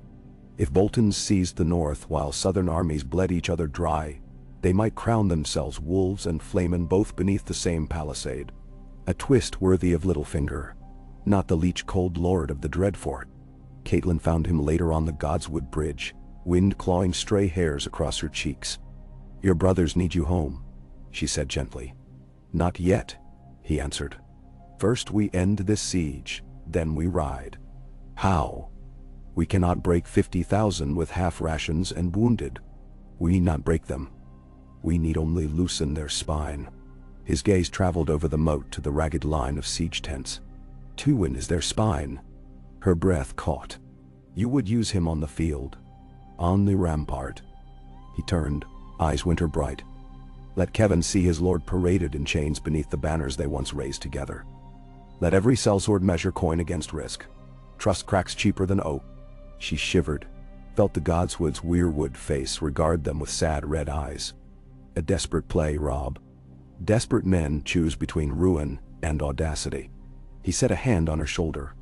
I will not send letters pleading for rescue while Bolton feathers his nest. We strike. Tonight, Dwai. Twilight painted river-run copper. The river's skin lay glassy, reflecting embrasure torches like burning stepping stones. Below, a rumble of hooves announced the cart bearing Tywin Lannister. 24 spears ringed him. His wrists, newly manacled, chained to the cart's rail. He wore no armor, only plain wool, yet still looked armored in pride. Robb rode Grey Wind's pace behind. Helm off, hair loose in the wind. A horn call droned from the barbican, and the main gate juttered wide. Outside, Lannister pickets shifted uneasily, confused by movement after so many stalemate days. They watched the procession file onto neutral ground between ditch and outworks. Drums began. Slow. Grim. Spearmen shoved Tywin to his knees atop a raised platform hastily hammered from oak boards. Around him pikes clashed in cadence, presenting sharpened points to every compass. A single standard unfurled above. Stark direwolf flayed with red paint, courtesy of some artist eager to brand the moment harsh. Grey Wind paced restlessly, scenting nerves. Robb raised a hand. Drums halted. My name is Robb Stark, he called, voice cast wide by wind. I hold Tywin Lannister in chains. For effect he drew his sword, lowered it to touch Tywin's shoulder like a black knighting. Whispers carried along siege lines, rippling like wind through barley. I offer peace and freedom, sisters for sire, safe passage for banners. Deny this, and tomorrow I hang Lord Tywin above your lines until crows peck his eyes. The day after I burn him. The day after I hoist what remains beside your tents to remind you what the North does to oathbreakers and murderers. A spear butt thudded the platform on cue. Guards shouted, brandishing torches. Tywin tilted his chin to meet the sea of helmets. If fear lived in him, it burrowed so deep as to find no exit. He spoke without rising. Men of the Westerlands, hear me. You swore to Casterly Rock. I bid you keep that vow. The young wolf has claws, but claws dull and flesh heals. Gold endures. Robb felt the words slice at his intent. He rapped sword once on platform. Gold cannot buy water or bread when winter takes the land. My turn stand for 1 hour. He signaled, and drums resumed, cadence leading the procession back inside. Tywin was jerked to his feet. As the cart wheeled toward the gate, his eyes roved the Lannister lines. Many knuckles whitened on weapon hafts, yet none fired an arrow. Robb's gamble. Show the lion alive, threaten demise, leave hope of ransom, had drawn the breath from 1,000 throats. Within river runs, Barbican Tywin was secured again. Robb shut the portcullis with a clang. He felt Catelyn's gaze on him, half shocked, half admiring, perhaps also frightened by the steel he now wielded without apology. He gave no time for praise nor reproof. Scouts galloped out separate gates carrying identical messages. Break siege within the hour, or see Tywin's corpse blacken at dawn. Kevan's council erupted in argument. Some urged assault before the hour lapsed, storm the walls, and seize the hostage. Others counseled caution. Tywin's death would brand them lordless rebels ripe for reach spears or river wolves. Word came that Stannis Baratheon mustered sails at Dragonstone. Rumor claimed Renly rode north from Bitterbridge with a rose-crowned host. The realms spun, and they were the axes trembling. Kevan dismissed his captains, paced alone. He pictured Tywin kneeling to the boy's sword. Imagined the sound of crows feasting on his brother's eyes. He thought of Cersei and Joffrey, eager to jettison any weight that threatened their perch. He thought of Jaime rotting in chains. Finally, grim-faced, he summoned white-haired Maester Crelin and dictated a letter bearing the lion's seal. At the next dawn, Robb watched from the Merlin Walk as horns to west and south blew twin notes of withdrawal. Dust clouds rose. Wagons rolled. Engineers dismantled trebuchets, stacked planks for departure. Relief flared through his breast, but before he could savor it, a messenger mounted the stair 2 at a time, waving parchment. To the king in the north, the lad gasped. Terms from Sir Kevan Lannister. Robb unrolled it, eyes skipping like stones on lake water. The armies would retreat 3 leagues and encamp through harvest. Hostage exchange. Sansa to River Run, Tywin to Kevan. Silver equal to damages paid in future negotiation. Arya's name absent, proof no man in King's Landing knew where she walked. He handed the parchment to Catelyn. The hour turns. She squeezed his shoulder. You force their hand. Perhaps only for now. He scanned siege lines shrinking like tide. Daylight caught the dust swirl, painting it gold. The gods knew gold could be molten, could flow and harden and kill, but for one trembling breath it looked like dawn at the end of a nightmare. Frey outriders arrived as retreat continued, bearing crates of salted trout and flasks of autumn ale. Gifts from Lord Walder, they claimed, to fortify the North's brave endeavor. Edmure, given no cause for suspicion, welcomed them to feast with garrison commanders. He did not notice the casks were bound with new hemp rope, smelling of lanolin. He did not see the scratch marks near lid corners. Walder Frey never produced generosity without strings woven subtle. The feast roared in River Run's great hall. Long trestles sagged under fish pies glazed with herbs, ale splashed pewter in foam crests. The Greatjon led a chant of "The North Remembers," banging tankard on wood. Robb allowed 2 cups, forced himself to taste victory sparingly. At head table, Tywin's empty chair drew many stares but no toasts. Guards had seated the lion in a barred alcove nearby, within sight of celebration yet untouched by its warmth. Catelyn remained sober. She eyed Frey riders laughing with rivermen. She watched one refill Bolton's former men, who seemed ill at ease without their lord. Grey Wind too prowled restlessly. When a minstrel struck harp, strings the wolf flinched as if the note rang false. Behind a drapery near pantry doors, 2 Frey men removed a waxed stopper from a jug and dribbled a dark phial inside. One murmured about Walder's newest bride, the other of coin stacked in the twins' vault. They set the jug among 6 identical, save for faint crest carved on handle. Faint but present. Grey Wind's nose quivered. Robb stood to thank hosts when the wolf lunged from dais, knocking goblets, scattering stools. His growl tore through music. He bounded to the jug, paws striking oak boards. Teeth ripped the handle free. Ale spewed. The acrid odor of bitter almonds burst. Catelyn's eyes widened. She seized the nearest torch, thrust it toward spilled foam. Blue tongues flared. Strange color, unnatural. Poison. Call. Swords rasped out. Frey riders reached for knives. The Greatjon hurled a bench, crushing one under oak weight. Chaos jittered like struck glass. At the alcove, Tywin shoved upright, eyes burning as he gauged distances between guards, distracted by melee. Catelyn shouted above bedlam, Seize the Freys alive! Men obeyed, fists pounding, knives dancing.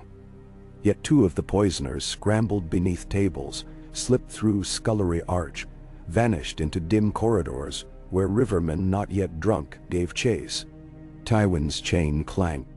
A single guard remained by him, spear trembling. Tywin raised hands in mock surrender. The guard flicked glance at the fray. Tywin pivoted, yanked. The bar securing wrist rings sprang loose. Another jailer's small oversight, not knotted by purpose but hammered in morning haste. The guard turned too late. Iron cuffs battered his temple. He fell. Tywin seized spear, jammed half through bars, pried. Wood teeth groaned. One plank snapped. He squeezed through, shoulder scraping. Free. The hall still roared. Robb wrestled a Frey brute whose breath stank of sour fat, never seeing Tywin slide behind tapestry to servants stare. Gray wind, amid overturned benches, sensed the missing scent. He pivoted to the alcove, emitted a thunder growl louder than any horn. Robb released the brute, spun. Tywin, he breathed. But the lion had fled into guts of castle, where shadows knew more mazes than any map. Tywin climbed, descended, doubled back. Memory served. He had paced every hall these weeks, eyes stealing measurements. He found a postern garrisoned by one sentry now vomiting up spiced trout after quaff too much. A cuff blow ended the man's war. Tywin donned the soldier's half-cloak, slung spear across back. Outside the yard lay empty. Feast kept revelers, retreat kept foes distant. He crossed stable yard, stole a destrier bridled for watch patrol, guided it to Sally Gate. The portcullis raised just high enough for guard patrol. He ducked and urged horse through. Freedom whipped wind against his face, river stink and iron and horse sweat, mixing into perfume sweeter than any reach rose. Fires from retreating siege still dotted hills. He spurred east, toward them. Kevin's camp blazed torch rows for withdrawal muster when the lone rider galloped from mist. Archers aimed until call rang out. Hold, it is Lord Tywin. The cheer thundered skyward. Kevin all but wept. Tywin dismounted with iron stoicism, though his wrists bled anew. Sound the horns, he commanded, voice like gravel becoming avalanche. Break the retreat, prepare assault. But the hostage pact has been broken by treachery. He thrust manacled wrists forth. By wolves too sure of their fangs, send ravens to every bannerman within 10 days' ride. Tonight the lion roars. Kevin's fist met chestplate in salute. Trumpets reversed their notes. Retreat turned pivot. Wagons swung wide. Soldiers who had started packing instead upended crates, rechecked mail laces, grabbed spears with fresh vigor. In less than an hour 50 siege fires rekindled. The dust of departure became dust of approach. In river-run chaos, settled into grim triage. Frey poisoners were dragged bleeding back, faces pummeled. Under clenched interrogation, one confessed the wine targeted northern officers, to be served when Kevin withdrew fully, leaving the host leaderless and ripe for night assault. Another spat Walder would trade 100 sons for a lord's favor. The bit out his tongue, died grinning red. Catelyn's heart iced at Walder's treachery. Yet Robb's heart pounded with hotter peril. Tywin loose, Freys false, Bolton rogue. Every rope he trusted frayed. Edmure asked, voice trembling. Do we honor withdrawal pledge? Kevin will be crossing Daggerford soon. Robb stared beyond battlements where new fires betrayed Lannister reversal. They come, he muttered. No pledge left to honor. Grey wind shook poison foam from muzzle, eyes locked on distant flickers. Robb drew in a breath icy as white knife meltwater. We move tonight, he told captains. Prepare every man to man the walls, and send a raven to Moat Cailin. Raise the north in full. Winter marches south. At Winterfell, Bolton sat the high seat draped in stark skin rugs, though fires roared enough to sweat stone. Bran eyed him from the weirwood carved chair set for the prince, expression hooded.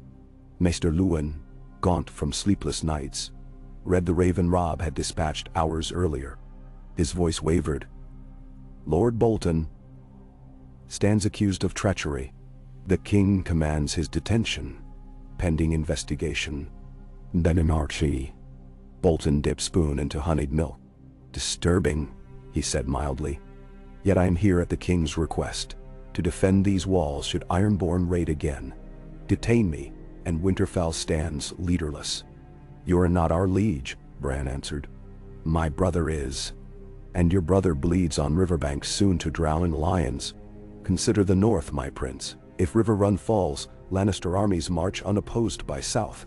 Greyjoy reavers by sea. Someone must keep hearthfires lit. A dire wolf howl. Shaggy Dog rose outside, black and savage. Bolton's eyes flicked to the window. We will abide the king's law, Luwin insisted. You will remain guest, without command, until the truth clears. Bolton sipped milk, tongue flicking drop from lip. Very well. His smile scarcely moved skin. But I fear winter's breath quickens. Best pray your truth rides fast. Storm clouds pressed Blackwater Bay. Atop Dragonstone's seaward wall, Lord Stannis watched oars lowered into grey wash. Sails unfurled, bearing Black Stag and Red Comet. Melisandre came, hair whipping like living flame. The lion escaped, she told him. The wolf's howl falters. Shadows gather.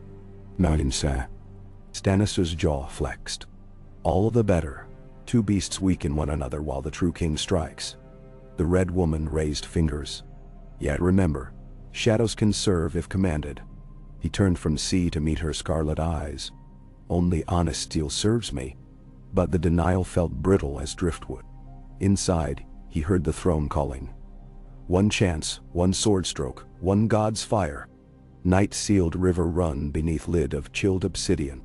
Tywin's reclaimed host encircled again, this time in double rings.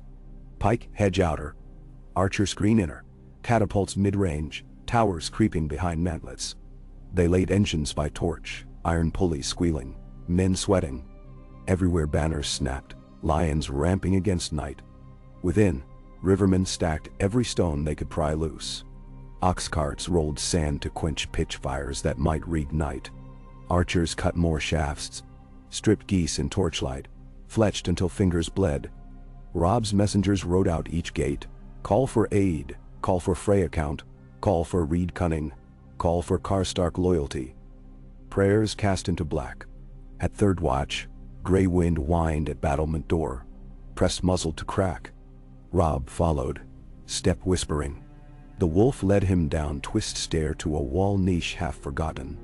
Behind a tapestry, depicting Nymeria's 900 ships, lay the reeking corpse of the jailer, knocked earlier, throat cut ear to ear.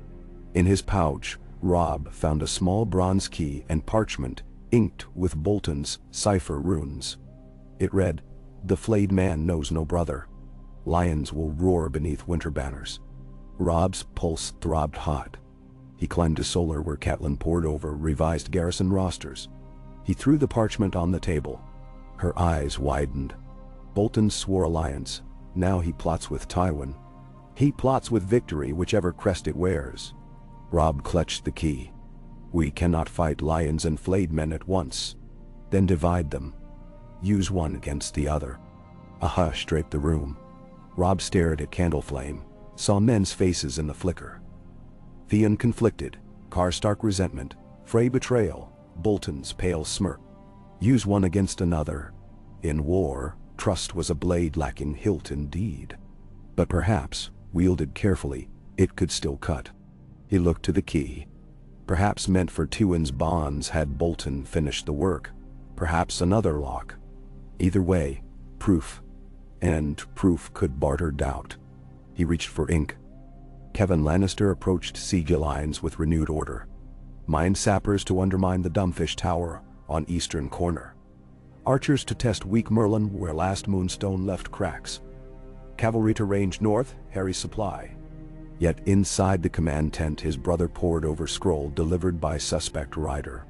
He read once, twice, then passed it to Kevin. The key tied to ribbon clinked lightly. The message claimed Bolton offered full Stark dispositions, plus gate schematics for a seat at Tywin's council, if Tywin pledged to recognize the Dreadfort's independence from Winterfell once the North fell. But It concluded with promise of opening the east postern on the fourth night hence. Signed. R.B. Kevin's brow furrowed. Trap. Perhaps. Tywin weighed the key, feeling iron edge. Yet our enemies turn on each other. Opportunity stands taller than deceit. Nister. The wolf could counterfeit Bolton's cipher. Lure us to slaughter. Then we test. Tywin snapped fingers. Bring Maester Kralin. Have him confirm scratch pattern and rust grade. Bolton uses iron from his own forges, rich in bog mineral. The hue tells truth. Kralin soon reported the key's iron laced with telltale green bloom, indeed born of Dreadfort ore. Tywin steepled fingers. Send riders to Bolton. Offer audience day after tomorrow at wood south of Foulmire Creek, under truce banner. Kevin hesitated. Tywin's eyes hardened. Wolves or flayed men, one shall bleed for us. Let them. Bolton received the summons in Winterfell's solar, where Bran trained ravens to answer pipe notes. He smiled just enough to chill the room 3 degrees. Duty calls, he told Luwin. I must make peace between realms. He kissed Bran's small hand, an act no one thought he could mimic, then rode out gate with 30 riders cloaked in pale pink. As the hooves fled north tower windows, Rickon threw stones after them, each stone a vow of spite. A day later, Tywin rode to Foulmire Creek under equal escort. Red cloaks pristine, helm crest flat against gust. Bolton approached from the marsh track, eyeing archer nests hidden in cattails. They dismounted opposite a stretch of water shallow enough for each to stand knee-deep. Neutral ground no man would willingly charge across. Mist coiled, swallowing lower limbs. Tywin said, "You bargain for survival." Bolton's tone matched river temperature. For position. Survive in position follows. What price?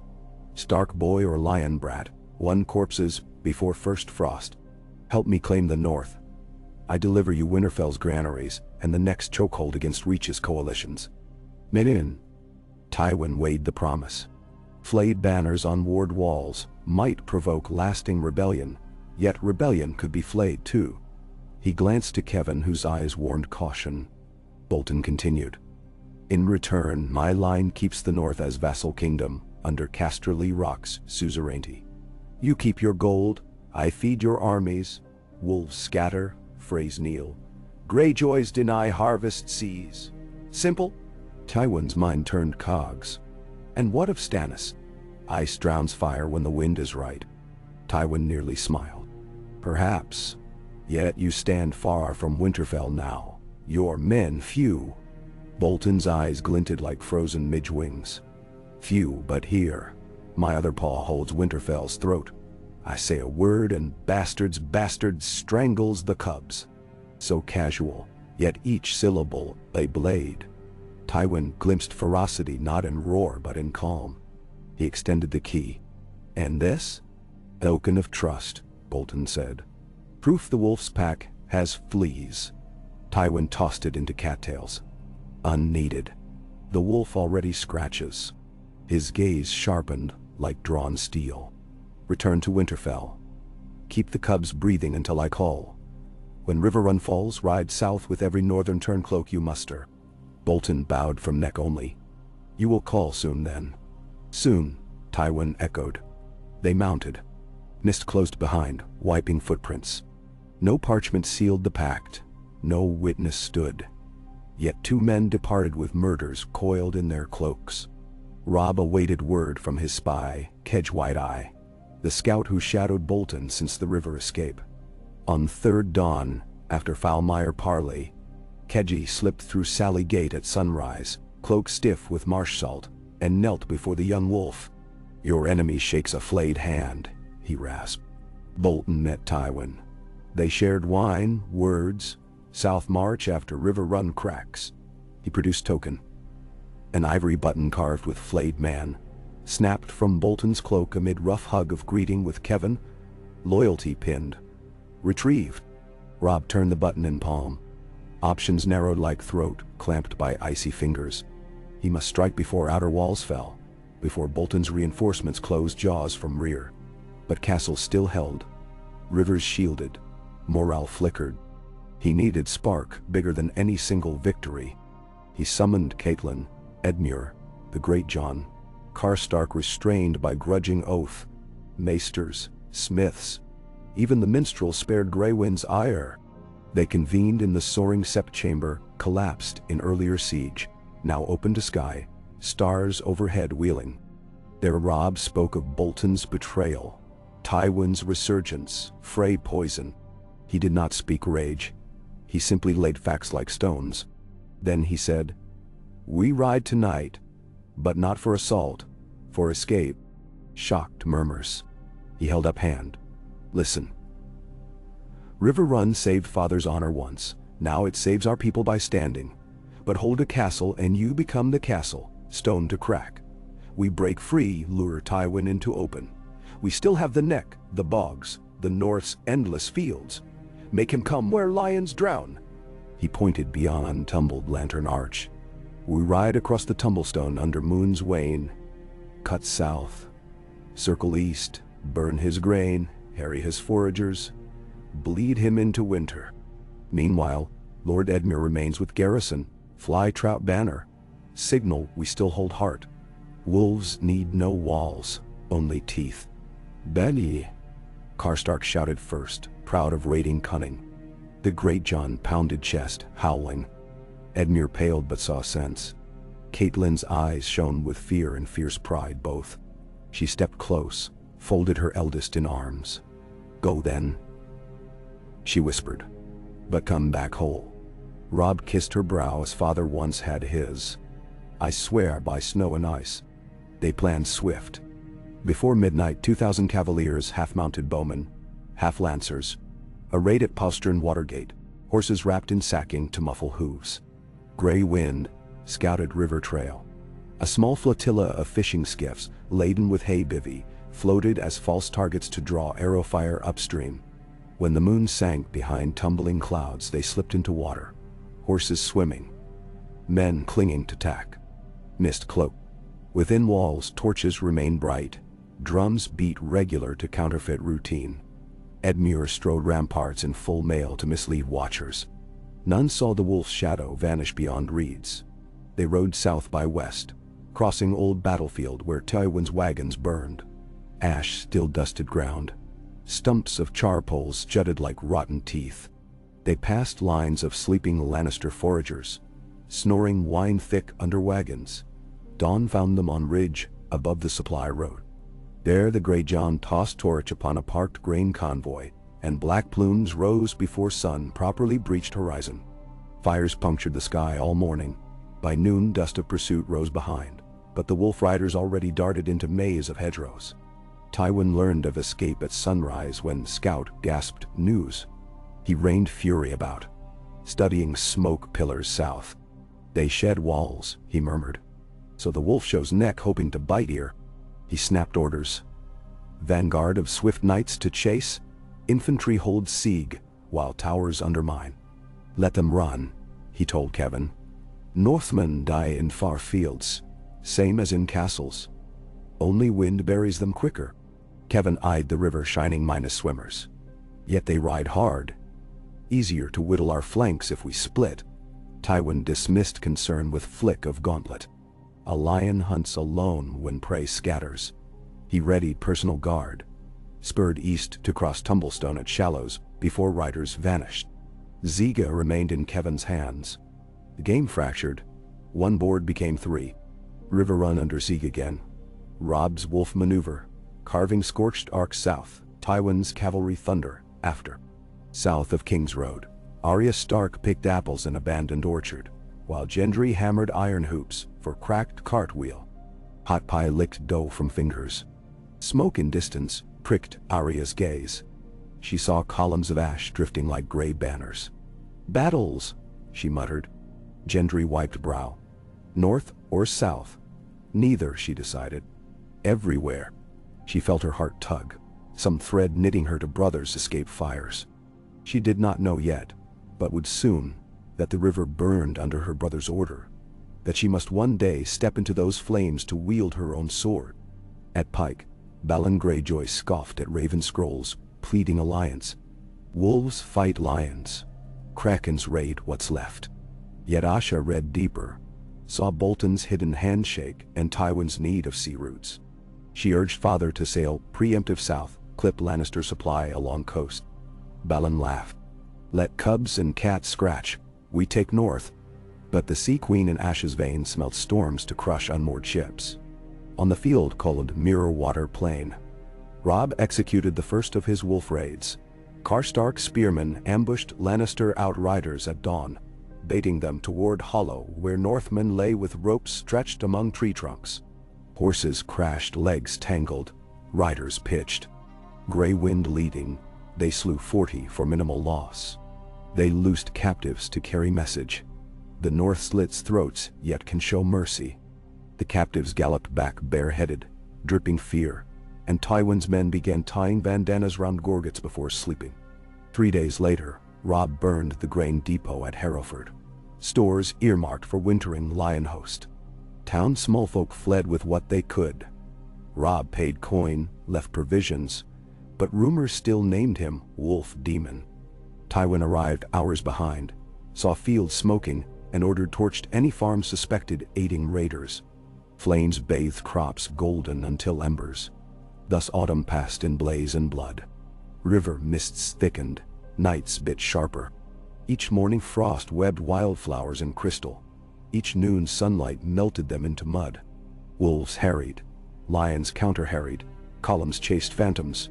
Men died, ravens grew fat. Still, River Run stood, though dumb fish towers sagged under mining hum. Kevin drilled sappers day and night, blocks splintering under pick. Inside River Run's solar, Catelyn received ravens from White Harbor. Manderley fleets sail with stores. From the Erie, Lysa offers prayers, but no swords.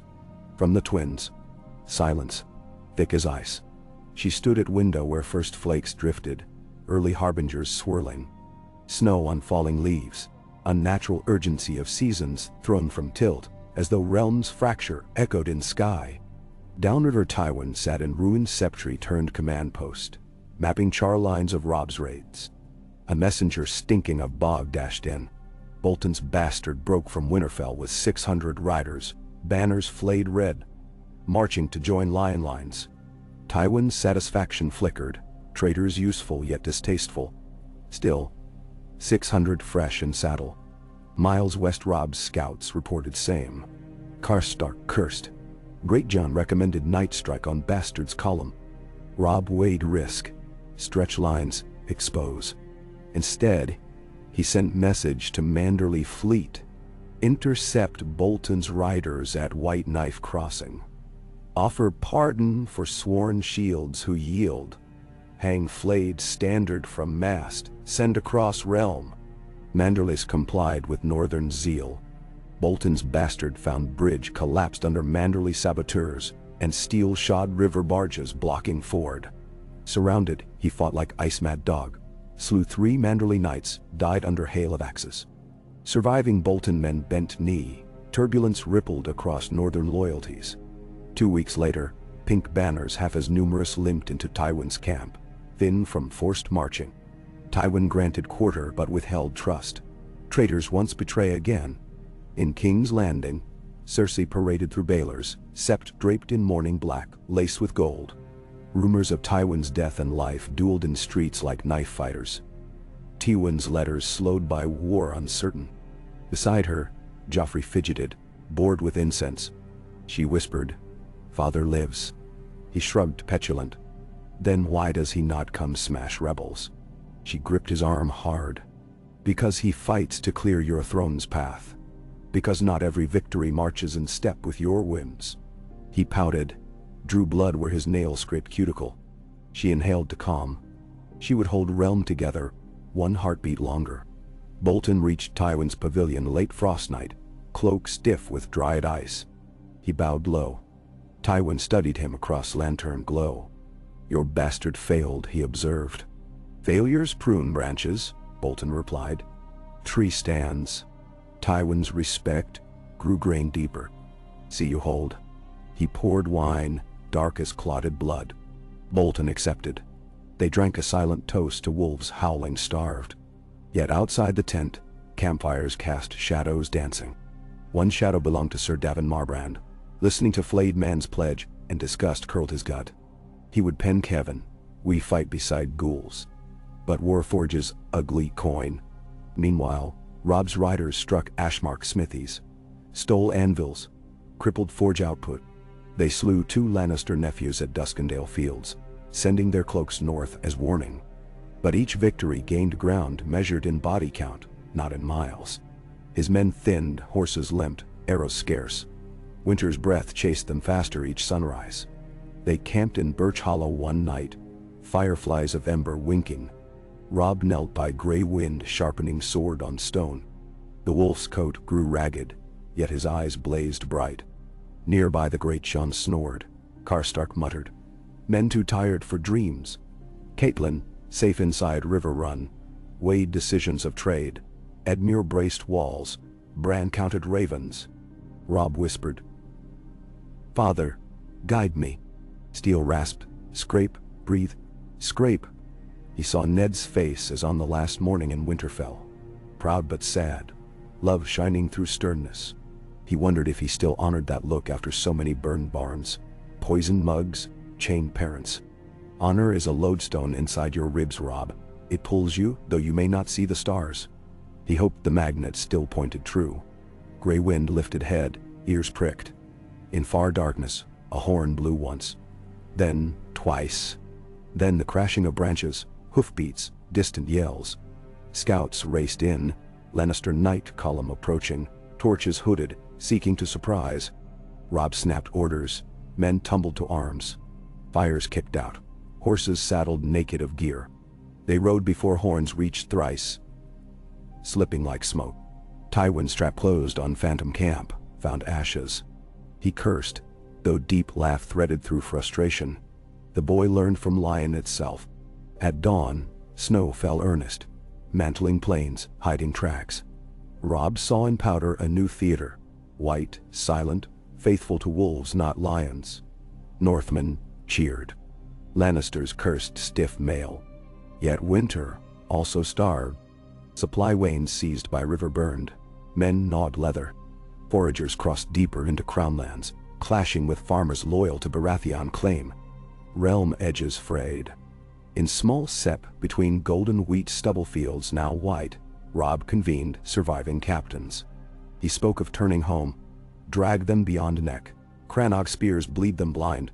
Let northern winter judge. Some balked, retreat stank of defeat.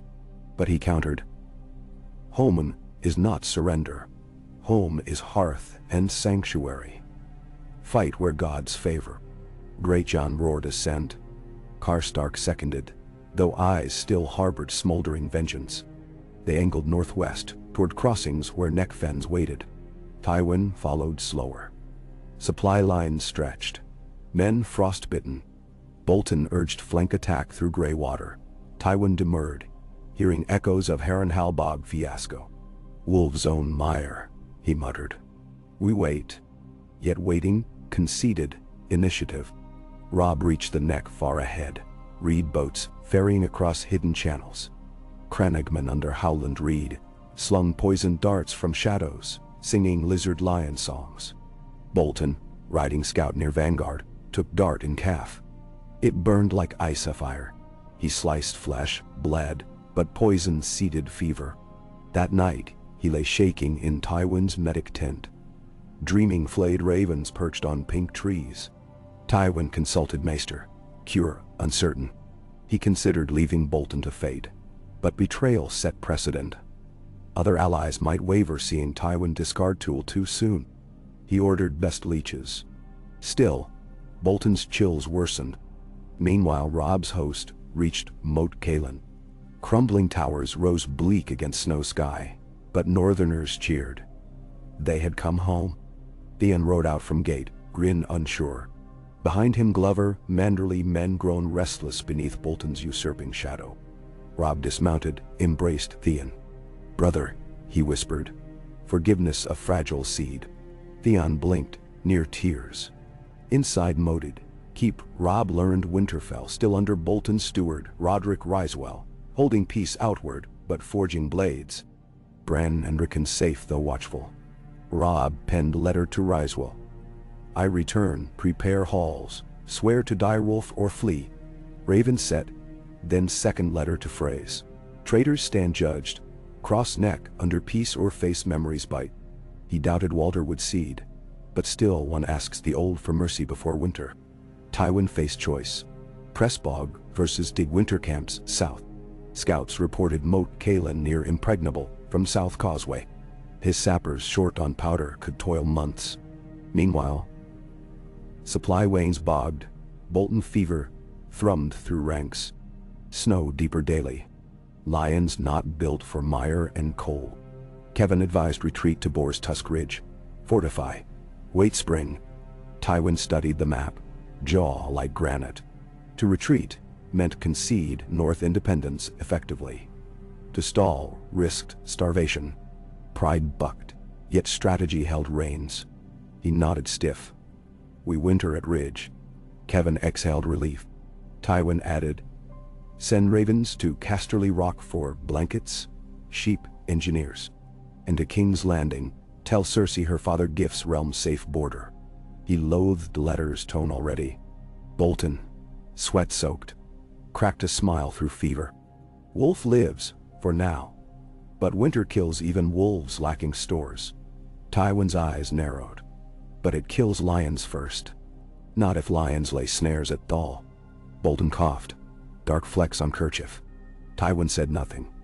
Inside, gears turned again. Robb stood atop Moat Cailin's broken stair, watching first full blizzard sweep across Salt Marsh. Snow whirled, erasing enemy campfires miles south. He felt weight lift. Not victory complete, yet respite under home sky. Beside him, Caitlin arrived 2 days' ride behind, exhausted but whole. Edmure left to guard Rivers. She laid head to his shoulder. You brought them home. For now. He looked north, thinking of boys in tower windows. But at heart, beats further yet. And you will ride again, she said softly. AT first melt, he answered. With every house true. We break Bolton, then lions. Snowflakes clung to lashes. He imagined father's nod in silent falling white. The game bled on, board pieces rearranged, but the north endured. Gray wind raised muzzle, inhaled flake-laden air, and let slip a howl that rolled over marsh, stone, forest. Men below paused, hearing home in its note. The howl carried through snow to distant ridge, where Tywin's host pitched first winter tent. It trickled into Bolton's shivering dreams. It drifted south along river valleys to ears of farmers and kings alike. It told promise that war's longest season had just begun, and before spring the world would decide whether lions or wolves, or those who flayed both, would write the next verse of Westeros. Night deepened. Fires dwindled. Snow erased steps. Yet inside, every camp and keep hearts hammered the rhythm older than thrones. Survive, sharpen, strike.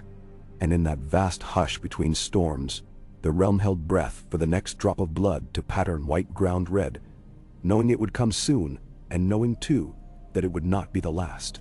Egai. Embadi. Snow sifted through the ragged wind like sifted chalk, each flake a silent verdict on the folly of armies. It limned the splintered towers of Moat Cailin, drifted in white dunes along the causeway, where the young wolf's outriders had hacked rough palisades from frozen reeds, and ghosted through the arrow loops of the broken wolf gate that looked ever south. Beneath that crust of white, the marshlands seeped and bubbled, warm enough to rot flesh, cold enough to sap bone. It was a country only wolves could love, and Robb Stark felt it beating beneath his boots each dawn, as if the earth itself were whispering, home, but not yet safe. He walked the parapet alone before first light, wool cloak snapping in gusts, frost spiraling from the ironwork of gray wind's breath. On the western horizon, a dull orange smear stained the clouds. Tywin Lannister's siege fires 2 leagues beyond the Boar's Tusk Ridge. They looked small and flickering from here, but Robb knew there were thousands, hovels of flame in which half-starved soldiers tried to dry mail shirts that had soaked through on the march.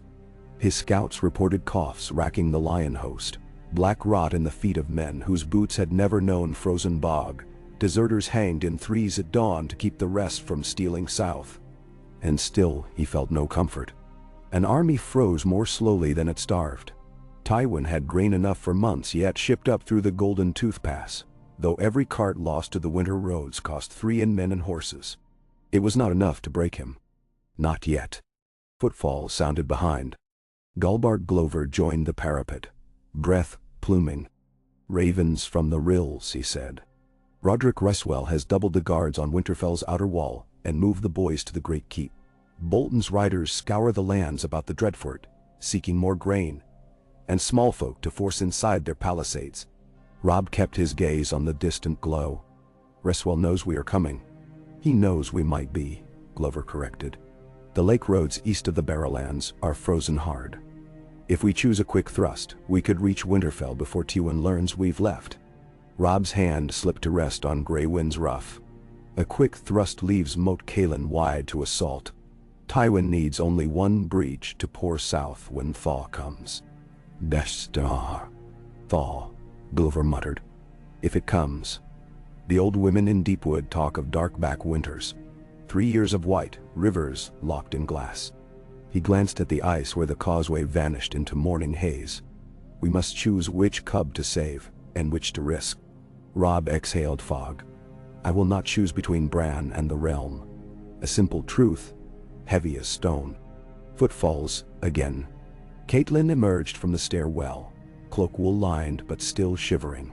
She pressed a sealed letter into Robb's glove. "Manderley's birds arrived on the turn," she said. "White Harbor stands ready. 2,000 spears, 400 heavy horse. Grain ships loading for a run. Up the bight, the instant the ice breaks enough to pull through." Robb slid the parchment beneath his cloak. "If Wyman can float a single barge down the White Knife before spring, it feeds us a fortnight, and starves Tywin too." "Or feeds the Freys," Catelyn said. "Walder has sent no answer to your summons. But Roose's nephew on that ridge has letters enough for the Lions. You must be wary, Robb." "Aye. I will be more than wary." He scanned the whiteness once more. The far fires, the line of stakes, the mirror of iced water that crept right up to the rotten base of a tower older than the first men. "I will be patient." The sky paled to pewter. They descended together, Grey Wind leading, into the boiling belly of war preparations. Smiths hammered spearheads bright as new moons. Cooks scraped congealed fat from cauldrons to stretch tallow candles. Reed crannogmen slithered in from the bog with eels and thin silver fish. The northerners roasted over peat smoke. The work never ceased. Winter hammered at their doors and Tywin no less. Still, the north breathed. The lion camp lay cramped in the lee of the boar's tusk, tents pegged close in crooked rows because the ground beside the ridge was the only land higher than marsh. Dawn found Tywin Lannister seated beneath a hide awning, a brazier glowing dull at his knee, reading dispatches, while the maester trimmed away a last crescent of gangrenous flesh from Roose Bolton's calf. The limb was tied off above the knee with a twisted rawhide tourniquet. Each snip drew a faint hiss, but no other sign that Bolton felt the knife. His eyes, pale as milk under a thin dialogue of veins, never left Tywin's face. "Lord Frey," Tywin mused aloud, "will provide 20 barges crewed by rivermen for a spring thrust up the Green Fork. He demands, in exchange, that we place a Frey bride in Winterfell when it falls." Bolton's voice rasped like paper. "Frey weddings are often fatal." Tywin did not smile. "Fatal for those who forget their place. But I pay any price that buys a gate." He waved the parchment to dry. "Walder supplies timber for 2 new towers as well. We'll start cutting the moment the thaw softens the trunk wood." "If the thaw comes," Bolton murmured. He accepted a linen bandage from the maester and wrapped the stump where a neat slice of calf flesh had been. "My ravens say deep winter is upon us. Ice thicker each night. Wolves breed when game thins, they'll hunt us all come spring." "As will I," Tywin said, signing the letter. "We finish stark before they whelp." Bolton's smile curved faint. "I have a blade still. Ryswell keeps Winterfell only by my leave. A coded raven this dawn. He tires of playing Lord Castellan to children. A richer reward might coax him to turn keys." Tywin's quill paused. It was one thing to exploit a traitor, another to trust him twice. You think he would sell? Bolton dabbed blood from the bandage. All men sell. Only price differs. The maester tied off the last knot. Tywin rolled the parchment, sealed it with the lion, and thought of how many coins the rock still held within its veins. Enough to bleed 100 traitors. Enough to buy one kingdom. But only if he spent them wisely and swiftly before the snows devoured the roads between. The Raven reached Winterfell on a razor-cold night. Behind the battlements icicles hung like spears, and the heat from the great keep's chimneys drew long ghosts of vapor into the stars. Roderick Ryswell warmed his hands beside the hall hearth, while Bran Stark, slight in his lord's chair, listened to Sir Roderick's arguments. "We have little grain left," the steward said. "Even with the small folk inside the walls, we stretch to harvest." He offered the sealed letter, wax unbroken. "Lord Bolton asks permission to bring 3 wagons of barley and a levy of 200 men for your protection." Maester Luwin adjusted his chain collar. "Bolton's wagons are guarded by flayed banners, my prince. He asks to enter these walls. Convenient when the true king of the north might arrive tomorrow." Ryswell's jaw twitched. "Bolton is warden of the Dreadfort, sworn to our liege. We keep faith by admitting him. We keep faith by holding fast until Robb returns." Bran's voice was quiet but iron. "Uncle Benjen said a lord must be stone on the outside, water on the inside. I am done being river water, Sir Roderick." He gestured, and Hodor stepped forward, carrying the black iron master key, handed down from Stark to Stark. "Tell Bolton's wagons to leave their grain at the Hunter's Walk crossroads. We will send carts to fetch it. His men may camp beyond the walls, but none pass this gate without my brother's word." The flames leapt as if startled. Ryswell bowed stiff and withdrew. Luwin touched Bran's sleeve. "Well spoken, my lord." Bran fought a tremor in his arms. "I can be water afterward. Not while enemies test the stone." Outside he heard Shaggy Dog's bark echo over the empty yards. "Father," he prayed, "give us strength." At King's Landing, dusk layered rose and russet on the painted stones of Maegor's Holdfast. Cersei paced beside the arched window of the small council solar, hearing the bells of the great sept toll the closing prayer. Across the room, Tyrion Lannister poured himself a cup of Myrish red, studying the map Varys had produced. Dozens of small wooden lions pressed round Boar's Tusk Ridge.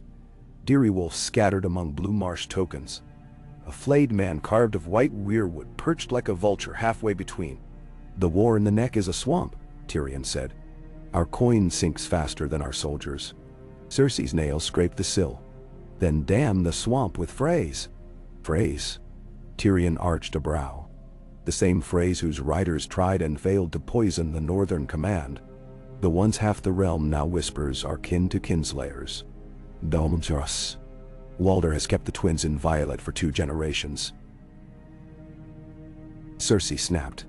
His crossbowmen could cut Manderley's supply barges like fish on hooks. "All he needs is assurance. Marriage ties, titles." "Marriage ties?" Tyrion smiled thinly. "Perhaps he would like Myrcella once the Dornish are done with her." She rounded on him. "I will not barter my daughter again. It is what father does." Repeatedly. The slight landed like a slap. Cersei turned back to the night, breathing ragged. Out beyond the black water, the Red Keep's torches shone on the water like shards of copper. "Father, bring me victory," she prayed, fingers cold despite the brazier. "Bring me Tywin, and the city holds. Fail, and we drown." Tyrion's voice softened. "You fear father may fall. I fear losing the war makes me a widow in all but name." Her eyes glimmered. "Joffrey plays at king. The Tyrells circle like hawks. I will not be the lioness who lost the realm." Tyrion drank, exhaled, then summoned Petyr Baelish. "He knows how to make hawks clap their wings at shadows." "Littlefinger," she muttered. "His knives are thin, but they cut." She pressed hands to her temples. "Very well. Fetch him, and send word to escort the Golden Company's envoys from Volantis. Gold cuts too." Tyrion's smile vanished. Sell swords in Westeros soil? That smells of desperation, sister. It smells of survival. Cersei's eyes burned green. And I will survive. Moonless gloom curtained the boar's tusk ridge. Beyond the inner camp pickets, churned snow bore 1,000 prints left by hurrying squires and foragers. But in the spaces between prints, the drift hardened glassy smooth. Sir Davin Marbrand crouched by a slush-coated thorn bush, watching a single figure limp toward the surgeon's pavilion. Roose Bolton, cloak fluttering like a broken bat wing. Maester said the fever had blemished Bolton's blood, but Davin wondered if it had merely revealed what was there. The lord no longer needed moonlight to look cadaverous. Bolton halted by a wagon stacked with pine coffers. One guard bowed. Another turned to unlash a lid. In the lamplight, Davin saw the glint of gray metal. Light crossbows, more than 30, packed with quarrel bundles of a design had only ever seen in the hands of Myrish assassins. Bolton nodded once, replaced the lid, and limped on. Davin waited until quiet returned, then hurried back to the command ring, cloak pulled tight. He cornered Kevin at the quartermaster fire, voice low. Roose brings shadow goods, my lord. Not siege gear. Black bolts, the kind that vanish into night. Kevin's brow furrowed. Night work? A man doesn't take Winterfell with bolts, but he may take men. Nascenteti. Kevin stared into the flames. What bargain has my brother struck with that butcher? If it broke the siege, he might accept it. But trust bent only so far before it snapped. He decided then, a watch on Bolton's coffers, a rider to father, and a short prayer that the North would swallow Bolton before Tywin had cause to feed him. The next deepest bogs never froze solid. Sunspear frogs still croaked. Tiny pockets of liquid water gurgled beneath ice lids, and in the margins where cattails bowed under winters, Waite Howland Reed knelt above a mirrored pool, whispering to the green dream. His teeth chattered, but his mind roamed hot. He saw Robb's host huddling behind Moat Cailin's tumbled walls. He saw Tywin's lines inching cedar logs across new causeways. He saw Bolton's coffers of shadowwood crossbows. Farther, he saw Stannis Baratheon's fleet breasting white-capped seas toward Blackwater Bay, its hulls tarred black. And he saw a darker tide, an army of dead things stirring in pine-shadowed snowfields far north beyond Castle Black. A pale host with eyes like glacial dawn. Each vision nested in the next like rings of ice on a frozen pool. Touch one and all trembled. Howland reached into the water, plucked a lily pad the size of a child's palm, folded it, and let blood from his thumb drip onto the green vein. Carry, he told it, releasing the leaf into the current. The old water would know the way, and the words it bore would reach the one who needed them most if the Crannog gods were kind. On the 43rd day of deep winter, the white sky cracked open in a blizzard that swallowed banners and men alike. Snow fell in twisting pillars. Wind shrieked among the stone teeth of Moat Cailin, and visibility shrank to a pike's length. Within the walls, men crowded under scant roofs, huddled around peat braziers burning low and soured. They ate eel for breakfast, eel for supper, dried eel jerky at midnight watches. They told themselves it tasted like trout. Outside, the lion spears vanished behind curtains of white. Tywin ordered the fires banked low to conserve timber. He posted watchmen on high wooden towers, but they might as well have stared into milk. The bogs froze in spots and burst in others. Half the horse lines sank to hocks. The siege slowed to the beat of men hammering at saplings to keep blood moving. Robb used those days to repair ramparts, to drill fresh levees from White Harbor, and most of all, to listen. The blizzard had its own voice, a rumble under the shriek, like some huge beast turning in the belly of the North. He listened and felt the shape of the days to come. There would be a break, sudden as a lance thrust, and whoever moved in that gap would hold the advantage until winter slammed shut again. On the 6th night, the storm eased. Dawn revealed Tywin's lines half erased, trenches filled with drifted snow that looked like burial shrouds. But among the white lumps scouts spied black feathers. 30 corpses sprawled with quarrels sprouting from throats and eyes, their half-frozen faces twisted in surprise. No banners marked the shooters, though the bolts matched the slim blackwood quarrels Bolton had shipped. Tywin's rage shook the ridge. He summoned Bolton, demanded answer. The fevered lord claimed his coffers were sealed. He could scarce stand. How could he direct night raids? Kevin believed none of it, yet father's wrath needed quick scapegoat. 20 Dreadfort men were seized and flogged. The rest watched, muttering. Blood soaked snow like spilled ink. And Tywin turned to the ridge's east flank, ordering new watchfires and a ring of palisade stakes. In the confusion, no one saw the 3 Winterfell ravens wing south from Moat Cailin, carrying coated lacing in the wax seal. Darts of green dream cast across sky. Asha Greyjoy stalked the quarterdeck of Black Wind as they pushed through broken ice sheets off the stony shore. White mist froze in her lashes. Her men hacked at floes with long poles. "Fool's work," Christopher Botley growled, shoulders hunched in furs. "The sea should be wet, not battering." Asha grinned. "A sea that welcomes only warm-blood Kali is no sea for Kraken. Keep rowing." They aimed north toward Maiden's Fall, where rumors said Bolton was gathering ships to ferry his ally Freys. Asha intended to burn them. Let wolves and lions grind. She would reap the river blood. But a gull flew inland carrying a scrap of cloth tied in a knot she recognized. Sansa rescue code once whispered by Theon in his cups. The cloth was crimson, the knot intricate. It meant danger at Winterfell. Asha's grin thinned. "Turn the prow," she ordered. "We sail up the White Knife. If we can row through ice, we can row up a river." Botley gaped, but ships pivoted, sails reefed, and the Kraken slipped where no Kraken had gone before, hunting flayed men in the dark. Roose Bolton dreamed fever dreams. He stood in an endless snowfield sown with nooses. Wolves circled. Every wolf wore a human face. The Starks, aye. But also Freys, Manderlys, Karstarks, even Tywin's face stretched long and gray. A single heart beat above them in the black sky. Massive, dripping. With every drop of its blood the wolves howled. Bolton awoke soaked in icy sweat. Maesters bled him again under leechcraft. He watched the blood-filled bowl, dark, almost black, and wondered if the leeches drank fear.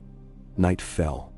Within the lion camp soldiers huddled 3 to a tent, telling tales of the Maiden's Tears and Harrenhal's ruin, of shadows on the wall that moved autonomously. Few saw the dozen shapes that slipped between pickets near the ridge's east spur. Cloaked in undyed leathers, faces mud-blackened. Few heard the twang of bowstrings before a score of oil jars shattered atop the new palisade ring. Fire erupted blue and green. Crannog pyre oil brewed from peat gas and wild mint. It burned hotter than dragon flame for a breath before extinguishing itself in choking smoke, sealing throats and eyes. The shapes melted back into drifts, leaving chaos in their wake. A single banner pole remained where the flames had lit, the direwolf over the reeds, Reed's personal sigil embedded in the banner's weave. Tywin read the message at dawn. "The marsh belongs to us." His jaw locked. He considered storming Moat Cailin head-on, but scouts reported the moat towers bristling with new scorpions looted from King's Landing's city arsenal by Manderly smugglers. The next day, 3 of his sappers drowned when an ice crust broke. Another froze to death where he hung caught on a branch by his mail. Winter was winning the siege by inches. The break came swift. On a bright noon, when the sky shone brittle blue, the ice atop the southern fens groaned under unexpected sun and split. 100 yards of frozen ground dropped into black water with a roar. 20 of Tywin's forward horse drowned before the rest could scramble clear. It took half the day to drag the mangled bodies out. Robb saw the plume of steam and heard Crannog scouts report. He called council in the ruined throne room, where once the first men had crowned river kings. "The lion's flank is mud," he said. "We strike tonight, not to break the siege, but to break their hope." Greatjon slammed a fist. "Open the Grey Wolf Gate." "No." Robb pointed to the maps. "We ride around their flank. The causeway they built to skirt the bog. The ice there is half a wrist thick now. Their supply wagons are parked on its farthest reach." He turned to Howland Reed, who sat cross-legged in wolf pelt. "You and I made oath in the Godswood. Do we keep it now?" Howland smiled like a man remembering a good trick. The bog always keeps its teeth. He opened a burlap sack. Frog-spear-tipped darts coated in peat oil resin and nightshade. That twilight, under pastel clouds, silent lines of riders moved out the northern breach.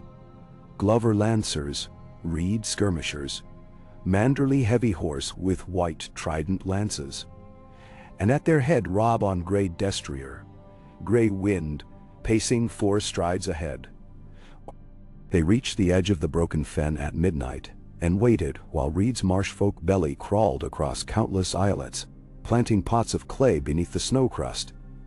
Each pot filled with black water oil stolen from the king's own alchemists before the war's 2nd year. The moon slid west. Down in the shadow of the boar's tusk, sentries drowsed behind wicker screens. A hot rum, a dice game, and warm hopes of false dawn, until the first jar exploded in a roar of lightless fire that consumed air and flesh alike. A second jar followed, then a third, until the entire sled road lit with smothering gray flame. Men fled into the bog. Ice gave. Screams rose. Horse and ox thrashed and vanished. Then the horns. Stark horns east and west. Reeds blowing pipes that sounded like wailing spirits. And out of the darkness the wolf cavalry hit the crumpled flank. Glover men took the near wagons, hacking traces, scattering mules. Manderly knights thundered down the causeway head to tail, lances splintering against wagon seams. Behind them Reed skirmishers loosed poison darts into exposed throats. It was less a battle than a rout. By first light, 200 wagons lay ablaze or sunk. Thousands of bushels of corn floated as mush on oily water. One entire lion banner surrendered on sight. Tywin heard the horns too late. By the time he rallied a countercharge, the wolves were gone, into fog now thick with wood smoke.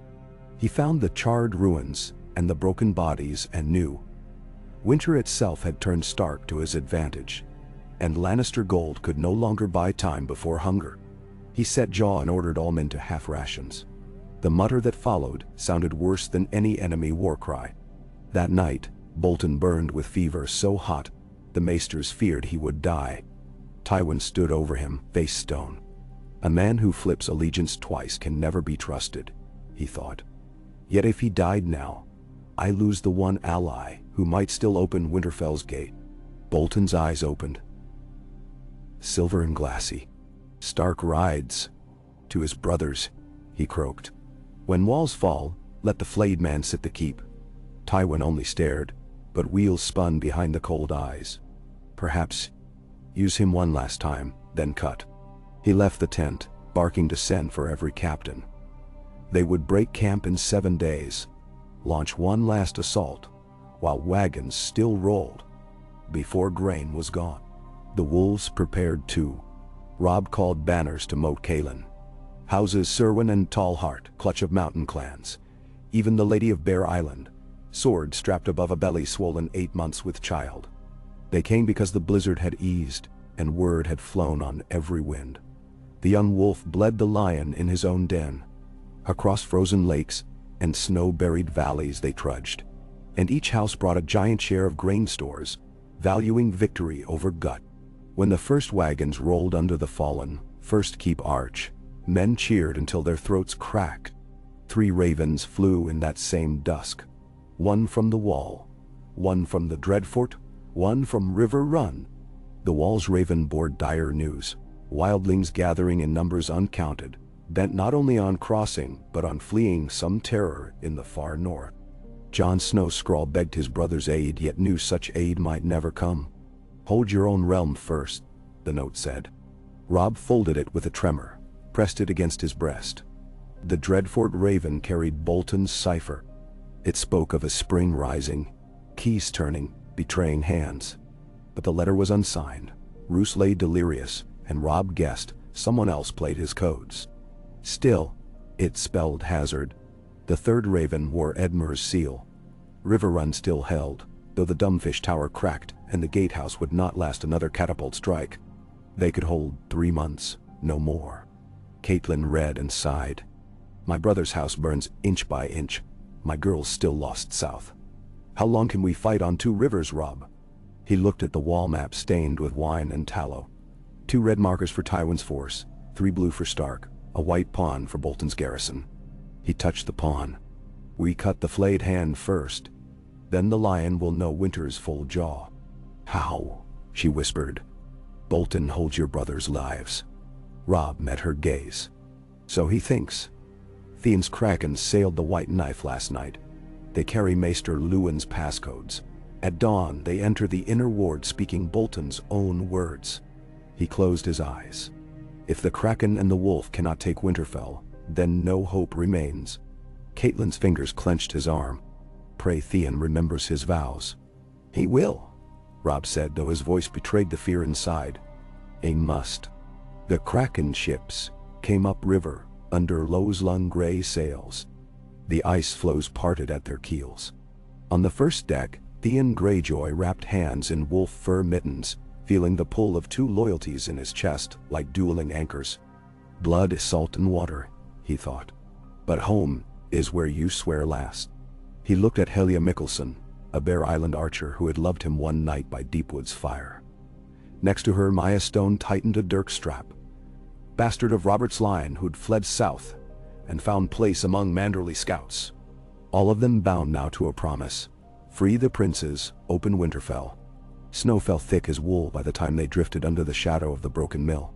On the rampart, a Bolton sellsword hailed.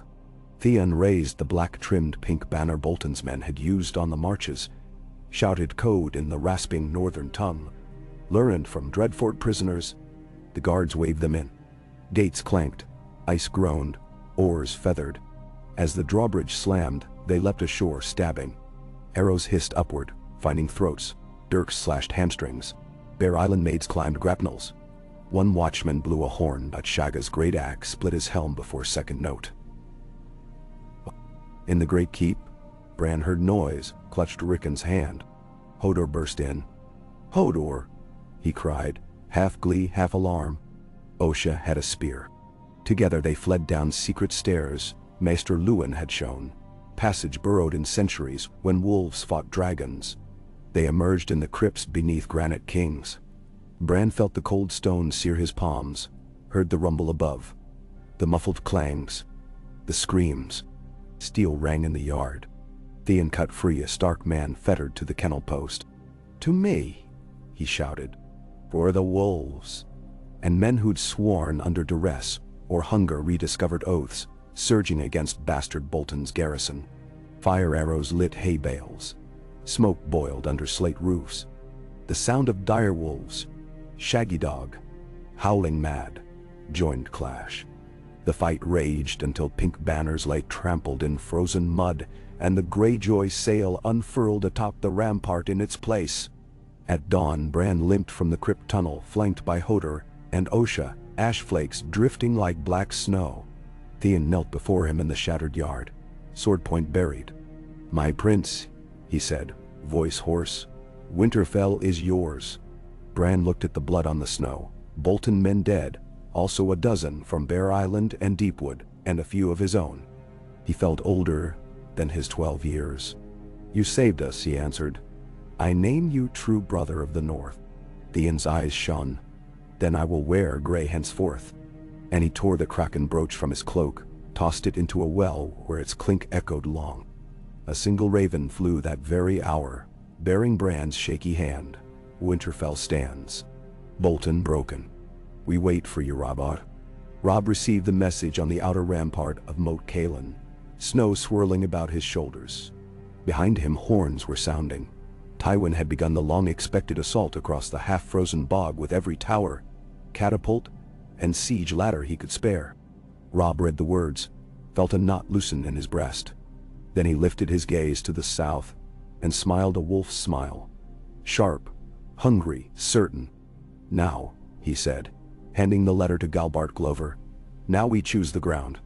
Horns blared again, lower, longer, answering calls from the North Road.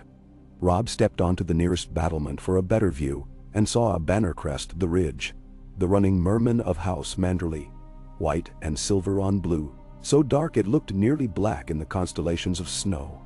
Behind it marched more banners, the green scythe of House Tallheart, the roaring bear of Mormont, the black stag in flame of Baratheon, Stannis' vanguard, battered, frost-chapped, but here. The gatehouse shook with cheers, steel banging on shields. Robb raised sword to the darkening sky, and lightning forked beyond the storm clouds as if the old gods themselves saluted the gathering of arms. South of the moat, Tywin's men saw those fresh banners flood the causeway and faltered, spears wavering. The lion knew winter, at last, had closed its jaws. Robb's voice rode the wind like a clarion. Winter comes for the lion. And gray wind's answering howl rippled through the broken towers, over the marsh, beyond the ridge, until distant watchers whispered it sounded like the deep throat of the north itself, calling them all to the final dance of snow and blood. The day dimmed. The snow flew. Two armies stirred. One kingdom's fate, and perhaps that of all Westeros, slid toward the knife edge of dawn. The wind shifted, a deep, groaning sweep that hissed through arrow slits, and made the shuttered windows of the half-ruined Wolfgate tremble on their hinges. It carried with it three separate scents: wood smoke from Tywin's siege fires, the brackish tang of marsh water churned by hooves, and most startling, the iron salt smell of the narrow sea that still clung to Stannis Baratheon's ragged sails. But no raven had forewarned Robb Stark that the fiery stag would stride into the neck. Stannis' fleet, hugging the storm-shrouded coast and then skittering up the slow arteries of saltwater inlets, had slipped between Kraken raiding parties and Lannister outriders alike. The first proof of his coming was the boom of signal drums echoing out of the northwestern tree line, quickly answered by Great John Umber's own ox-horn peal from Moat Caelin's highest tower. Marcus Talhart, helm crusted in ice, dashed up the interior stair two at a time, skidding to a stop on the battlement where Robb and Galbart Glover already stood shoulder to shoulder. Below them the reeds buckled under the weight of fresh columns. Black stag on red field, peach gold Florent sunbursts, even a smattering of half-familiar Reacher sigils that had once pledged to Renly and now marched, grim-eyed and starved, but marching under Stannis' fiery hearts. The realm has grown new kings since last we looked south, Talhart muttered. Think he's come to cut our lion, or to claim our wolflands for himself? To Stannis a crown is worth more than the world, Galbart answered, frost rimming his beard. He won't break bread with Tywin, but he won't kneel to Robb either unless the law bends. Robb watched banners multiply, a slow-rolling sea of antlers and black swords shifting behind Manderly's whale ships that had nosed beside the causeway as floating fortresses. He felt rather than heard. Grey wind's claws scraped stone at his back. The wolf pacing, hackle's ridge bristled, tail lashing. Wolves preferred the clear geometry of enemy and friend. Stannis' arrival made the shapes blur. Howland Reed, Robb called behind him. I need word of the southern bank. Can Stannis maneuver flanks there, or does the bog swallow his foot? The Crannog Lord seemed to rise out of the very shadows of the stair, mud-flecked, ash-gray eyes blinking sleep or vision. If his knights cling to the new road your own sappers iced days ago, some may live. If they stray, even a stag drowns faster than a lion. Robb turned to Talhart. Double the lookouts in the willow stands. If Baratheon shifts south at dusk, we'll have half the night to judge his purpose. And if his purpose is to strike at Tywin? Galbart asked. Then we open the gate and ride with him, Robb said simply. Better a hard man bound to ancient law than the lion whose only law is gold. But Stannis Baratheon had never been predictable when law and expediency wrestled inside his breast. By the hour of the wolf he stood with one boot in salty slush, staring at Moat Caelin's distant towers. Lord Davos Seaworth, reeking of bilge and pine tar, knelt beside a brazier coaxing a scrap of driftwood to flame. The wind kept killing it. Our hulls are iced from stem to stern, Davos said. Every tide hammers them against floes like mauls on bells. If we stay 6 days, we lose 3 ships, maybe 5. Your Grace must choose soon, march or make south water again. Stannis splayed gauntleted fingers above the reluctant flame. It glazed his knuckles ruddy, but no heat touched the iron crossing inside his bones.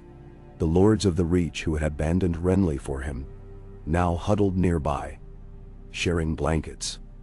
Their eyes once smug with talk of victory ordained, were rimmed red from sleepless fear. Melisandre dreams of a wolf bleeding on stone, he said almost absently. She sees a lion gnawing a corpse, but she sees no stag. What am I to make of that? That the flames speak in riddles, Davos answered. Best you trust your own sword. Stannis looked past the Onion Knight to the flicker of Tywin's campfires.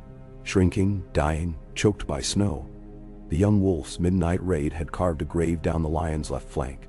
Now carts of dead men lay stacked like cordwood, waiting a spring that might never thaw. A commander who hemorrhages men so swiftly sometimes panics.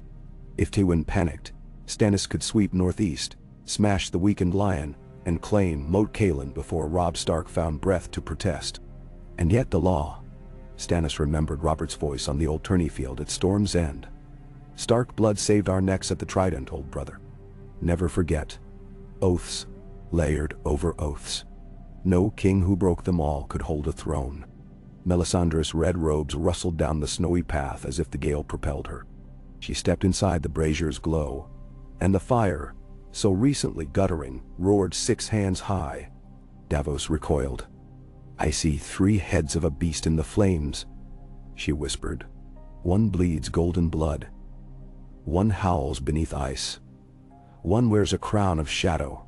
Only the shadow burns bright enough to light the long night. Stannis turned away. Write your riddles, Red Woman. I will write my campaign. Newer. He walked to the command pavilion where Sir Brian Ferring unrolled fresh inked maps across a sea chest. Move the pikemen tonight. Dig catapult pits on that rise there. He knuckled a spot that pointed like a dagger's tip at the Lannister right. We threaten. Do not engage. Let Lannister feel hounds at both flanks until his horses die of panic. Then we break him in daylight, under witness of sun and gods.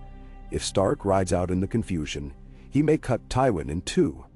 Sir Brian tapped the map. And if the wolf instead chooses us, then he meets justice, Stannis said. But not tonight. Atop Moat Cailin's highest parapet, Catelyn Stark felt frostbite nibble her cheeks as she watched the new dance of campfires flickering to the west. Tywin's, she knew by their star-spread pattern. But a crescent mile beyond, fresh torches flared crimson. Dots of light, stitched too neatly to be wolf or lion. Melisandre's bonfires often burned such a shade. Small wonder. Powdered cinnabar in the firepots, if rumor was true. She wrapped her cloak tighter and thought of the letter Bran had sent after Theon's victory. The crypts are sealed, the gates are ours. It had lifted her burden for one breath, only for Stannis' encampment to lay a heavier weight in its place. 3 kings at one marsh, she murmured. Whatever faith I have in the 7, they delight in cruel pageant. Beside her, the Blackfish offered a wry shrug. He had ridden north with Lady Mormont's outriders, leaving Edmure to face whatever doom River Run courted. Cruel pageant indeed, but pageant still.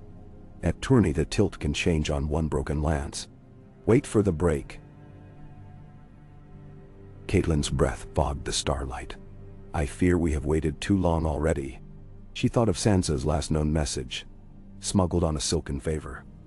They plan my marriage to the Embest cousin. If father lives, let him come soon. Ned was long murdered, yet the plea haunted Catelyn in snow-clad dreams. Sansa a pawn in King's Landing, Arya lost between worlds, and now Bran thrust into lordship too soon, Rickon too wild for tutelage. All her children scattered and winter whittling them thin. At least Robb is near, she told herself, and Robb remains the heart. But Robb, across the rampart court, was not still. He had called his bannermen to war council in the vaulted shell of the ancient feasting hall. Light bled out the arrow slits, flickering like a beacon against the night. Catelyn turned from the parapet and followed. Grey-Wind's shoulders nearly brushed the lintel as she entered. The wolf's amber eyes tracked her a heartbeat, then returned to the black and white shield spread on the map table. The sigil of House Karstark. Lord Rickard Karstark himself leaned over the table, gaunt cheeks hawked by nights of sleepless hunger. I say strike the stag, he growled. The lion is cornered by snow and swamp. He cannot break us now. Baratheon's men are fresh, and if they cross the causeway we fight 2 hosts. Tallhart shook his head. Cross that causeway. In this freeze it's a blade edge. Let Stannis try. His knights drown, our arrows loose. Better the stag remains to our flank, to vex the lion. Karstark bared broken teeth. Hoping a foe slays a foe marks a coward's spear. A prudent spear, Galbart Glover countered. We are outnumbered now that our levies garrison Winterfell. Even with Manderley's grain, every day we stand costs arrows and oats. Only way to live is to break Tywin and Baratheon soon or retreat into the true north where roads vanish. And you know what winter does to armies in the hills. A hush. Every man in the hall remembered fables of Andals buried standing, and first men frozen hand in hand around campfires long extinguished. Robb broke the silence. We cannot run, he said quietly. Winterfell is free but not safe. The lion claws at our back, the stag at our side, Bolton's ghosts before us. And beyond all that, a realm burns. My father fought because Robert swore justice. I fight because no man alive honors oath or law, but those of us gathered here. He flattened a hand on the map. We meet Stannis at dawn. Not in battle. Yet, but in parley. Galbart, you ride with me. Greyjohn, hold the gate with tall heart. Karstark, ready your horsemen but stay leashed until I call. Karstark's eyes narrowed. Break the stag's nose and talk, and perhaps he bows. He was never one for speeches. Nor am I, Robb answered. Yet I will speak, and he will hear. We share one enemy at least. Battle waits behind every word. Dawn came pale and quiet. Twin columns rode from their camps. Robb in battered black and gray, cloak trimmed in the shag of a dire wolf's winter coat. Stannis in ringmail bright as fish scale, a single fiery heart banner flapping overhead. Between them lay a frozen finger of causeway dusted in new snow. 20 men escorted the young wolf. Brand's raven had compelled him to leave Grey Wind behind the lines despite the ache it birthed. One black arrow could spark a bloodbath before a word was traded. Stannis likewise left Melisandre under watch. Only Davos rode at his right hand, a ragged smuggler among knights. They halted, 6 spear lengths apart. Wind tugged at horse tails. Robb touched 2 fingers to his brow. A respectful nod to seniority. Stannis answered with a curt incline of the head. My lord Baratheon, Robb began, the crisp breath of his words white between them. We meet in the teeth of winter. What seeks the stag in the wolf's den? Danding. The throne, Stannis said, unhesitant. But the path south is barred by lions, not wolves. Remove the lion. The stag and the wolf may bargain. Bargain what? Fealty. I'm the rightful king. Robb's jaw flexed.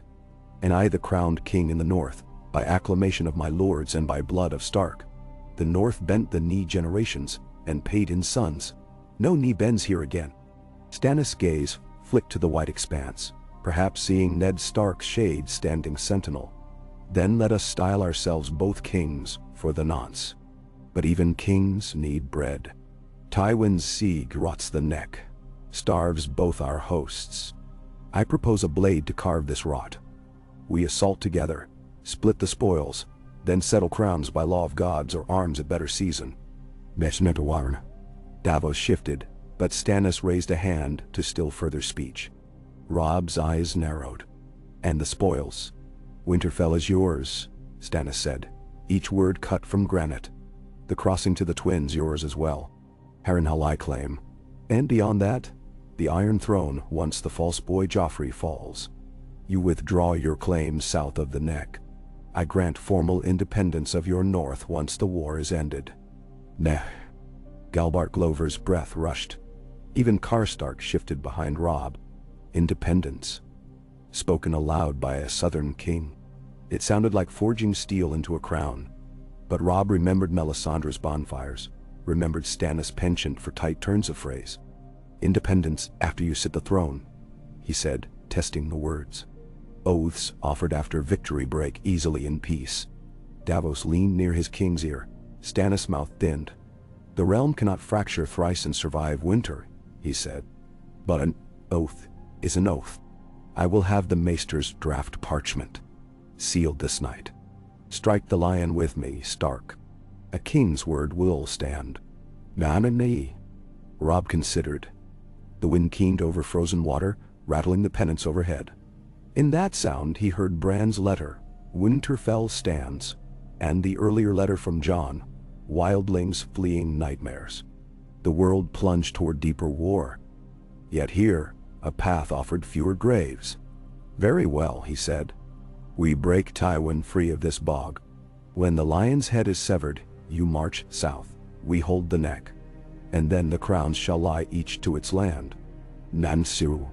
They clasped forearms, stag gauntlet on wolf bracer. Stannis' grip was iron. Speak it to your men, he said.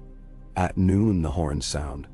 We drive the lion between two hammers, marsh to his back, fury to his face. Galbart exhaled long as they rode back. Independence, he said. Spoken. Promised. Promised, Robb echoed. But not yet earned. Words are wind. Tomorrow is steel. Below the walls, gray wind greeted him with booming howl that shook loose snow from the broken ramparts. Robb knelt, forehead pressed to the dire wolves. Hunt, he whispered. But hunt where I point. The wolf licked frost from his lashes and bounded off to nip at horsetails, an omen of sharpened fang. Inside the feasting hall, he spoke swift. Ranks of officers listened as he mapped the assault. Stannis' infantry would press the western shoulder. Robb would lead the northern gate's sally, knights surging hard along the half-frozen causeways to split Tywin's center. Manderly barges, iron-sheathed on their prows, would ferry tall hearts reserve across a seam in the marsh and hammer Tywin's baggage. We break him by sunset, Robb declared. If we fail, snow takes us all. Karstark thudded his fist to heart. Even the Blackfish's stern lips twitched in grim approval. Outside, drums began, slow at first, then gathering pace until every wall of moat Kaelin vibrated. Across the bog, horns answered. Tywin Lannister placed helm on silvering hair and strode to mount his charger. Roose Bolton, fever cooling into a reptile's stillness, limped from his cot and demanded a horse. Kevin protested, but Bolton's pallid eyes glittered with something older than pain. I prefer to watch a battle from its living heart, he said.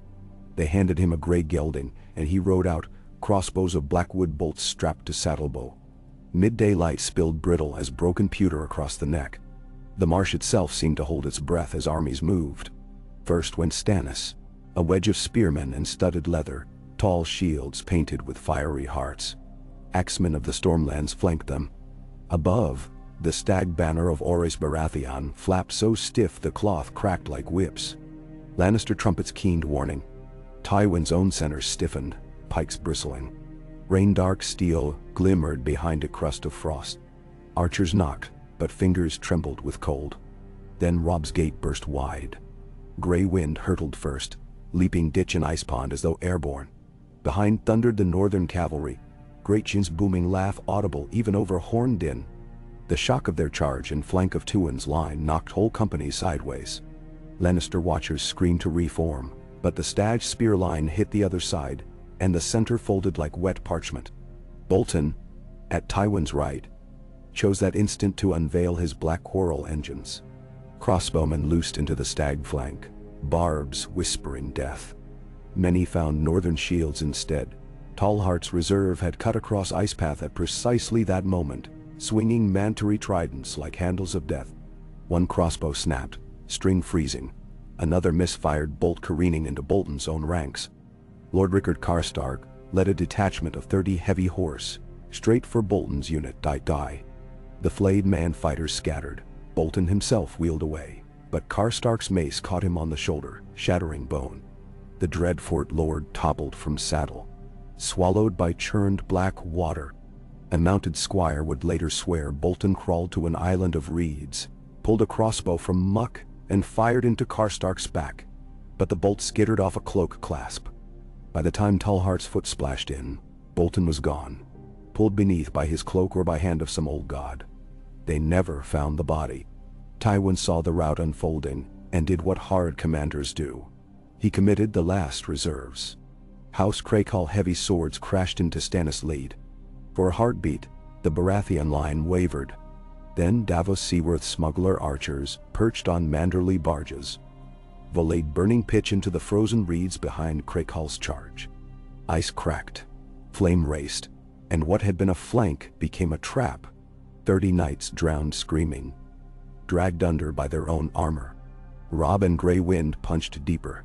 Each swing of red rain, the Valyrian sword loaned him by Lady Mormont in place of his lost ice-forged longsword, carving space enough for another spear to follow. Greyjohn fought alongside like a living siege ram, shield lashed to his huge arm. One Lannister banner fell, then another, and soon gold cloaks pulled away in 2s and 3s. Panic took the host like cold fire. It spread far faster than crossbow bolts. "Trumpet! Sound quarter!" Kevin cried. But the trumpeter lay dead beneath a gutted destrier. The only horns now were wolf and stag. Tywin's famous discipline shattered at its edges, collapsing inward until even Lord Craighall shouted retreat. Somewhere in the swirl, Sir Devon Marbrand caught an errant bolt in hip. Elsewhere, 2 Manderly sailors dragged a cursing Brax knight onto a barge deck, stripped him of sword, and shoved him into the hold. Tywin himself refused to flee, until 3 of his last guards fell beneath Karstark's hammer blows. He jerked his stallion away, spurred toward the ridge road. For 50 heartbeats, no rider pursued. Gray skies spewed flurries, confusion reigned. Then Robb saw him. Memory flared of a father's head on a spike, of a mother's tears, of sisters lost. He kicked heels. Grey Wind sprang ahead, a shadow streak. Behind him, Greyjohn bellowed warning. "Robb, hold, hold," but vengeance spoke louder. Tywin rode hard, but the snow-slick ground betrayed him. His stallion's hooves skidded. Suddenly the great lord flailed, armor clanging, and horse and rider pitched onto their sides. Muddy ice swallowed them halfway to the saddle girth. Tywin fought free, staggered to a knee. He reached for his sword. Grey Wind hit him like a battering ram. Steel breastplate buckled. The wolf's jaws clamped the lord's left pauldron, shook. Robb Reined a pace away. "Yield!" he shouted over the storm. "Yield, Tywin Lannister." Blood trickled beneath the bent plate. Tywin's eyes blazed gold fury, but he spat. "Finish it!" Robb's knuckles whitened on Red Rain's hilt. He saw his father's stern visage, heard Eddard's voice deep inside. A man who passes the sentence should swing the sword. But here was no sentence, and this field was no Winterfell yard. "Grey Wind," he murmured. The wolf's ears flicked. He released, stepped back. Tywin sank to both knees, armor hissing. Behind, Stannis banners crested the ridge. They had surrounded the broken lion right. Tywin followed Robb's gaze. Saw stag pennons V-shaped against gray sky. Saw his own men cowering in snow. His jaw unclenched. "Though the lion falls," he said. Little emotion colored the words. Merely fact. Robb slid from the saddle. "Your sword." Tywin's gauntlets fumbled at his waist. He drew the great lean hilt blade, point downward, and stabbed it into the slush at Robb's feet. "For my sisters," Robb said, voice tight. "For every Norman slain by your gold." "You have your victory," Tywin rasped. "Use it wisely." Then, to Robb's astonishment, the Lion Lord slumped forward, palms bracing in mud, the gesture of a knight surrendering to his conqueror. When 2 northern guards seized his arms, he did not resist. The howling that rose from Robb's lines was unlike any cheer. It sounded primal, frantic, a pack's cry when the stag lies bled. Yet it carried across the flats, echoed back by the ridge, until even Stannis men added hoarse voices. Night dropped early, as if exhausted by slaughter. Campfires spangled the reclaimed causeways, wolf with stag intermingled. Prison pens overflowed. 3,000 Lannister spears, 200 Westerland knights, rank upon rank of foot, too frostbitten to run. Far from the central pavilions, a makeshift infirmary bulged under slant-roofed tarps, where half-frozen surgeons stitched, cauterized, or prayed by lamplight. In the largest pavilion, Robb stood with Catelyn on his left, and Stannis on his right, facing the captive lord of Casterly Rock seated on a plain oaken chair. Melisandre watched from behind Stannis' shoulder, silent as a red shadow. Grey Wind slept curled by the entry flap, lips twitching still in dream of battle. Stannis had insisted on trial by war council instant. The lion's fate decides the war's next turn, he barked when Davos advised delay. Justice does not nap. Tywin's wrists were manacled now. Fresh iron rivets hammered by a Mormont smith. Blood dried in a seam down his jaw. Yet his eyes glowed, not sullen but measured, as if each heartbeat were a coin he tallied for later use.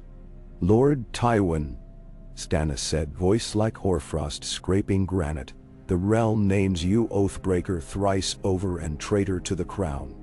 How plead you?" Tywin raised his ravaged chin. "I plead war, and war has no pleas." "That sounds no denial," Davos observed, flicking a glance at Robb. Robb spoke next. "You butchered the Riverlands. You ordered my father's head. By every law of gods and men you forfeit life. But I say this, release Sansa Stark from King's Landing and you die swiftly. Refuse and your end will linger like winter." Tywin's stare flicked to Catelyn. A father had spoken. Now a mother must weigh. She stepped forward. "My daughter writes of marriage to some minor Lannister cousin. Cancel it. Put her on the first ship upriver, escorted by your own blood. Joffrey will obey you if you choose." "Will you?" Silence. Outside, the crackle of campfires punctured the hush. At last Tywin said, "The boy king obeys coin, and the crown's coin is spent. He obeys whomever offers more." His gaze settled on Stannis. "You, perhaps." Stannis did not flinch. "I will see the boy's head on a spike, but words can wait. First, your choice." Tywin exhaled. Frost plume. "Send parchment tonight. My seal will order Joffrey to dispatch the Stark girl north in exchange for my life." Robb's hand tightened on Red Rain's scabbard. "And word of Arya? The younger? Where is she?" Tywin's brows knit a fraction. "Missing since the fall of Harrenhal, so Varys whispers. She lives or dies by her own steps now." Robb fought an urge to strike him. Instead he nodded once to Galbart, who stepped forward with parchment. Tywin signed, wax pressed by his ring. Melisandre leaned near Stannis, murmured, "Shadow D slower than flesh." Stannis gave no sign he heard. "Very well," Stannis said. "We hold Lord Tywin in joint custody until the girl passes Stone Hedge. If Joffrey balks, the lion answers the debt." Tywin's lips curled. "You cannot trust each other long enough to see spring." Stannis' mouth twisted into half smile, half grimace. "We need only trust until dawn." He gestured, and 2 Baratheon guards escorted Tywin out. Robb watched him vanish into moonlight, disbelief and relief warring inside. "Father," he thought, "your ghost may rest." But Melisandre lingered. Her red eyes roved Robb's face, then the direwolf's. "Shadow and ice," she murmured. "One devours, the other endures." Robb felt a chill not born of weather. "What means that riddle now?" The Red Woman smiled. "Ask the flames, your grace, they know." She pivoted, scarlet silk swishing like embers, and disappeared after Stannis. Catelyn laid a hand on her son's sleeve. "Come," she whispered. "See the wounded. Let them know their king walks among them." They stepped into cold night. Snow drifted, light as ashes. But Robb's heart, despite exhaustion, burned with a hope he had not dared since Ned died. A hope that end of war might truly come. Riverrun dawned after the lion's fall. Edmure Tully stood atop the battlement, staring in disbelief as the golden siege towers, half completed, withdrew across the tumblestone. Ser Forley Prester waved a white banner 3 times, then turned away. An hour later a single raven alighted on the drum tower. Its message was sealed with both a wolf and a stag. "Tywin captive. Moat Caelan stands. Withdraw, or face king and king." Edmure laughed or sobbed, he never knew. The blackfish accepted the bird, eyes bright. War still raged, but hope had breached its first wall. Winter fell. Bran sat the carved weirwood throne in the great hall. Smoke from the hearth spiraled high, hugging the crossbeams. Lady Mage Mormont stood at his right. Ice-glazed mail, still stained from Bolton's fall. Theon stood left, stripped of Kraken sigils, wearing stark gray leather. The news had reached by Raven swift. A victory far away, but one that shook Winterfell's rafters. "We ring the bell?" Osha asked. Bran nodded. Hodor tugged the hemp rope, and the ancient bronze bell tolled once, twice, thrice. Thrice. Outside, snow-draped swallows startled into flight. Wolves in the godswood threw back their heads and howled. King's Landing. In the Red Keep's ravenry, a black bird alighted, panting. The master read the seal, face blanching. He ran corridors to Queen Regent's solar. Cersei ripped the scroll and read, "Tywin captured, armies broken, girl demanded." She shrieked, clawing at the tapestry of the rock behind her, tearing golden thread loose. "Send a raven to Dorne," she gasped. "To the arbor. To anyone. Hun. We need gold, spears. We need..." Her voice cracked. Joffrey entered, blinking. Crown askew after a night of drink. "Need what, mother?" he asked. She pressed the letter to her heart. "We need father." Atop the wall of Moat Cailin, snow still falling, Robb Stark watched Stannis' men bury the dead of both hosts in a long causeway trench. Fires burned day and night to thaw, ground enough for the pickaxes. The scent of charred pine boughs swirled. Stannis joined him at dusk, gaunt, gaze fixed south. "We march on Harrenhal in 10 days. Robb nodded. "We reinforce Winterfell in 7. They shook hands once more. "Pray we meet again in better summer," Stannis said. "Or not at all," Robb allowed. "Better if crowns stay apart." Stannis almost smiled. "Keep your wolf then, King of the North. I'll keep my shadow." They parted. Snow blanketed footprints behind each, as if trying to hide the meeting from the world. But history had already shifted on its axis. Every man in Westeros would feel the tremor. Robb descended the stair to Grey Courtyard. Karstark awaited, sword across knees. "The lion falls, but others hunt. We head home?" "They might home," Robb said. Yet he glanced northeast, where faint blue sheets danced on the horizon. The first aurora of deep winter, swirling like spirits in the sky. There is still a war beyond these wars, he thought. Gray wind brushed his thigh. Robb stroked the great head and spoke softly. "Not yet done, old friend." In the distance, the aurora brightened, casting pale ghost fire over snow and marsh.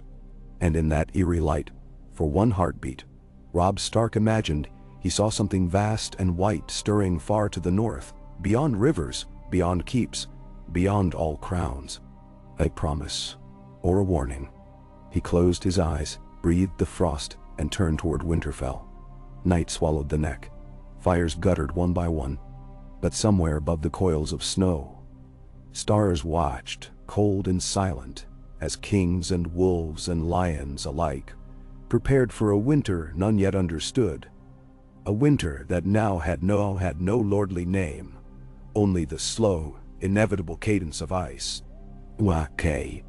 The road north wound beneath a canopy of skeletal birch and pine, whose branches locked in a frozen archway, as though the trees themselves wished to bar the world from what lay ahead. Robb Stark rode in the van, gray wind padding through knee-high drifts at his stirrup.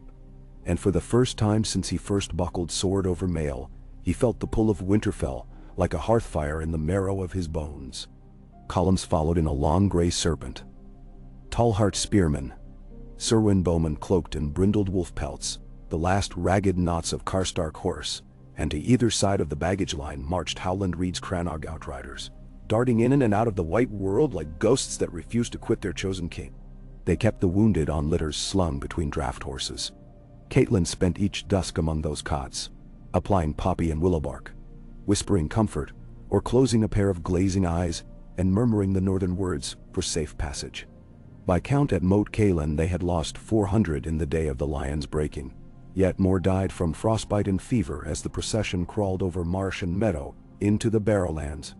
Every casualty gouged Robb in the secret place behind his ribs, the place his father once called the lodestone of honor.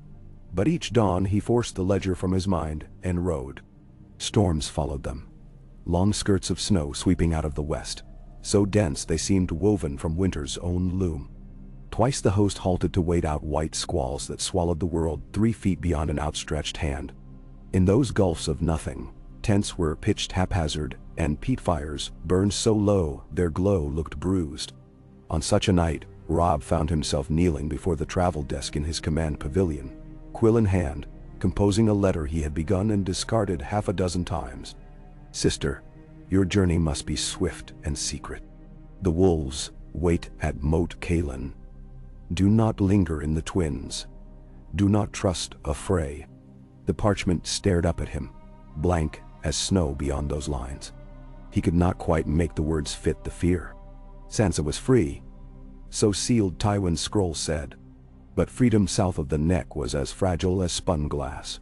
One lurch of the lion's tail, one twist of the queen's rage, and his sister could shatter before he ever saw her smile again. He dipped quill. Scratched more. "Tell Sir Dontos to keep his promises. If Joffrey balks, send word by River Raven." He blew the ink dry and sanded it, then sealed the message with dark, gray wax. Outside, wind hammered the canvas, and he thought of Stannis forging toward Harrenhal through the same storms, of Tywin manacled under triple guard, of Cersei coiling in her red keep lair like a widow lioness. One blowback of war might break every accord. He stared at the letter until Grey Wind's low woof nudged his elbow. A warning perhaps, or simply the wolf's belief that worries made poor company in a blizzard. Dawn revealed a sky raw blue, the storm spent. They marched again, the world glittering beneath a glaze of rime. By the 5th day the high barrows hove into view. Great snow-mantled humps mounded against the horizon like giants' graves. Fires burned on their crests, tall iron tripods kept by worshippers of the old fathers. As Robb's column wound between those ancient hills, drummers beat hollow skin hide in greeting, and gray-cloaked barrow knights bent the knee where the ground was not too frozen to kneel. At the largest mound a lone figure awaited, red hair whipping like a battle banner. Lady Alice Karstark, come ahead of her father's companies. She bowed stiffly, face half hidden in a hood rimmed with frost. Robb dismounted. "Your father rides a night behind us," he said. The columns stretched when blizzard struck. "My father rides within," she answered, touching her breast. Rickard Karstark fell 3 leagues south of the Saltspear Ford. Fever and a black-fletched quarrel left in his back by Bolton turncloaks retreating in the dark. The words kicked Robb's breath from his lungs. He remembered Karstark's broken grin, his fury, the blow that had unhorsed Bolton, and the red trickle beneath the old lord's collar afterward. They had marched too quickly for healers to probe deep. On the second night, fever had found the splintering wound. "He died cursing the bastard of Bolton," Alice said, "and blessing the king in the north. I would have your leave to bear his bones to Carhold when winter breaks." "Nevindil." "You have it," Robb said hoarsely. "And more. Place among my council, if you'll take it. Carhold's spears are needed yet." She straightened. "Karstark's steel is yours, my king. The line endures through me and mine." They shared a grave nod. Catelyn touched Elisa's shoulder, and together they walked to where a raw stone cairn rose. Beneath, Rickard Karstark's naked sword lay across his breast. The blade, mis-silver, seemed to breathe in the cold. On hands and knees Elise pressed her forehead against the rock. Snowflakes drifted on her cloak like pale petals. Grey Wind raised his muzzle and sang a low keening note that rolled over barrow to barrow, until every raven in the valley burst squawking from its perch. 3 days later Winterfell's watchfires shimmered on the northern sky. No walls ever looked so tall to Robb. Pale towers etched against aurora glow, smoke curling from rebuilt chimneys, 2 great cedar gates patched where ram and flame had once shattered them. Under the portcullis, the sigil of Stark and the merman of Manderley flew side by side. And smaller pennons? Serwyn's battle axe, Tallheart's tree, the yellow flame of House Glover. One banner fluttered beneath them all. Plain gray cloth, edged black. It marked new graves. The gates groaned wide. Theon Greyjoy rode out first with Mage Mormont, both hooded, both austerely respectful. Behind them, Bran appeared on Dancer. Rickon astride shaggy Shire horse, shaggy dog bounding circles too giddy for dignity. Bran's cheeks flushed crimson. He raised his good hand in salute. Robb's heart clenched. He spurred forward. Gray mud turned to hard-packed snow as he crossed the drawbridge. Bran slid from saddle straight into Robb's arms, thin as reeds beneath furs but alive, eyes bright. Robb hugged him fiercely, felt Rickon tackle his side and wrap arms round his leg. Heard a muffled sob that might have been his mother's. The world narrowed to the chill smell of his brother's hair, the tear-salt taste of Catelyn's kiss on his cheek. For a breath, war unspiraled, and he was only a son come home. But Shaggy Dog and Grey Wind's shared howl reminded him this peace was a brief flicker. He lifted Bran gently and set him down. "Show me the walls," he said. "Give me the tally, good and ill." And Bran, though barely taller than Robb's chest, straightened with the gravity of a lord. "Ill. The granaries hold half what we need. Good. Deepwood's carts left an hour before dawn with seed grain. Ill Maester Luwin, fears fever, may stalk the inner ward where men sleep 4 to a chamber. Good. Asha Greyjoy left 30 of her fastest longboats at White Knife Ferry Point, in case we require river supply." Robb ruffled the thin hair at Bran's temple. "And you, little brother?" "I dream of wolves and wings," Bran replied. "Some dreams end in cold, some in fire." Catelyn knelt to wipe snow from Rickon's tangled curls. "Tell your brother the best dream," she coaxed. Rickon puffed out his chest. "I dreamed father sat by the weirwood, smiling. He said the snow would carry the pain away and bring new swords of sun." His small brows furrowed. "He said you would understand." Robb's throat tightened. "I do," he whispered. He glanced at Theon, who stood a bit aside, eyes lowered, caught between joy and guilt. Robb clasped his shoulder.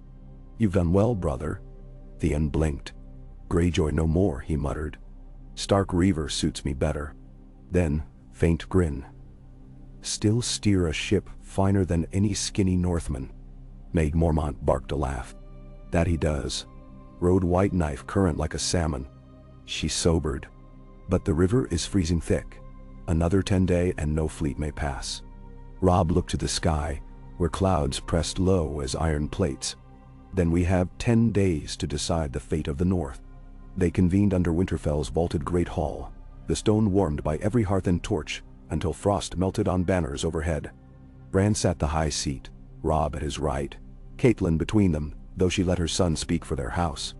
Meg Mormont, Galbart Glover, Theon Greyjoy, now sporting a stark direwolf brooch loaned by Bran, Marcus Tallhart, Alice Karstark, and Howland Reed formed the heart of the council. 2 maesters stood by with tallies. Glover's scribe sketched river routes. Half a hall away, direwolves lolled lazy as hunting dogs after feast, but at every crackle of ash their ears pricked. "Ace we meet," Galbart opened. "Stannis Baratheon's vanguard approaches Harrenhal. Ravens from River Run report Lannister banners abandoning the siege in disarray. Jaime remains prisoner, Tywin still our captive, and Sir Kevan leads what is left of their host toward King's Landing." "Which means Cersei's court will parade Lannister wounded through the streets to stir rage," Mage scoffed. "The gold caves will drain every purse east of the Green Fork to raise new swords." "Not if the Reach withholds grain as they threatened," Tallhart countered. "But they may turn coats if Stannis spurns their pleas." Robb listened until the threads knotted. Then he rapped the hilt of Red Rain on oak. "Our own granaries stand leaner than Lannister coffers. We hold Tywin true, but holding a lion eats as many sheep as loosing one. If we march south again before spring, our people starve." He drew a breath. "So we do not march south. We march north." Murmurs swelled. He raised his voice. "Ravens from the wall tell of wildlings massing 10,000 strong, and stranger shadows beyond. If they breach, the North burns whether or not a crown sits on my brow." Catelyn's gaze sharpened. "Bran, agree or dissent?" Bran laced frail fingers. "Our father said a lord defends all men of his land, small and great. The wall may be 1,000 leagues, But the snows still fall on Winterfell. He looked to Howland Reed. What do the green dreams say? Reed's voice rasped like cattail fronds. I see pale riders across a frozen sea. I see iron swords shatter like thin ice. Fire I see, and the shadows of great wings. Silence spread like frost. I do not see kings, I see children made of smoke. A shiver coursed even through gray wind. Aedis Karstark slammed gauntlet to table. Then we ride. Northmen were born to frost. We meet the cold. But first, Bolton shadows linger at the headwater of the last river. We flay them from the stones so no foe cuts our heel. Agreed. Robb turned to Theon. Take your river fighters. Strike the Dreadfort docks. Burn any ship that cannot be seized. Hold the castle until the host arrives. Theon's grin flashed wolf-white. By nightfall, we set sail. Galbart frowned. Strike fast, aye, but leave garrison enough at Winterfell. The Freys remain unbent. If scorned again, they might wag a lion's tail for spite. Bran cleared his throat. Lord Wyman Manderley has pledged 300 white armored men to the inner wall. Lady Alyson Mormont leaves 100 bowyers. He looked to Mormont. She nodded. We hold sufficient walls, if the gates are barred. Robb's gaze swept the gathered. So be it. We ride at first thaw. He tapped a finger on the map where the wall spanned the world. My sister's safety, the realm's crown, those matter. But the living must matter first. We hold the line at the edge of night. After that, crowns may settle their own dust. Catelyn's heart stuttered pride and fear. She glanced at Bran, seeing her husband's quiet resolve in the boy's solemn eyes. The child spoke final. Winterfell stands. But the wall must stand taller. Moon after full moon bled gray across a sky that seldom showed sun. At White Knife Crossing, Theon's recruited Nors drifted under patchwork sails. They reached the Dreadfort docks before dawn, slipping through pre-dawn mist. Ironborn Reavers had once named him Lord of the Seas. Now he bore no lordship but a Stark's trust, and he relished it like a draught of salt spray. Black-fletched sentries never stirred before his archers slid quarrels under chainmail gaps. Fires rose behind the dockhouse. Casks of manticore oil spilled, and Bolton's small fleet cracked in flame as winter wind howled. Inside the walls, Ryswell Turncloak captains rallied less than 40 men before Mormont axes smashed the yard gate. When gray dawn broke, Theon raised the direwolf banner atop the flayed man's ramparts. No quarter was asked, little was given. By noon, the Dreadfort's kennels were spilling their hounds into the snow, masterless. Theon let them run. Only one prisoner asked mercy. A pale-eyed stable-boy claiming to be Roose Bolton's bastard, risen from the marsh clutching a weasel-skin purse of quarrels. He spat hate until Mage Mormont's mace stilled him forever. Ravens carried word of the fall across every holdfast. House Ryswa bent knee once more. 24 Bolton bannermen fled into the pines. Crannog scouts hunted them, like feral dogs. The North knit itself, thread by thread, behind the direwolf flag. At Winterfell, Robb watched snows recede to reveal drifts riddled with early crocuses, purple petals like bruises upon the white. With thaw came supply carts slogging from White Harbor, Tallheart timber floats, and smith's wagons from Barrowton bearing half-forged spearheads. By first break of ice on the White Knife, he commanded 7,000 foot and 2,000 horse. A modest host beside the dragons of old Valyria. Yet the North had never needed dragons. Wolves sufficed. Catelyn walked the Godswood each dawn, leaving offerings. A woven ring of pine cones, a braid of her own hair, a pebble kissed for each son alive. The heart tree accepted all in silent crimson tears. She prayed for Sansa daily, but no raven came. Nonetheless, she felt hope, fragile as thawing ice, when the weirwood's face looked soft in the greening light. On the first morning of true melt, the horns sounded. Soldiers formed ranks on the eastern practice field, banners stretching in crisp breeze.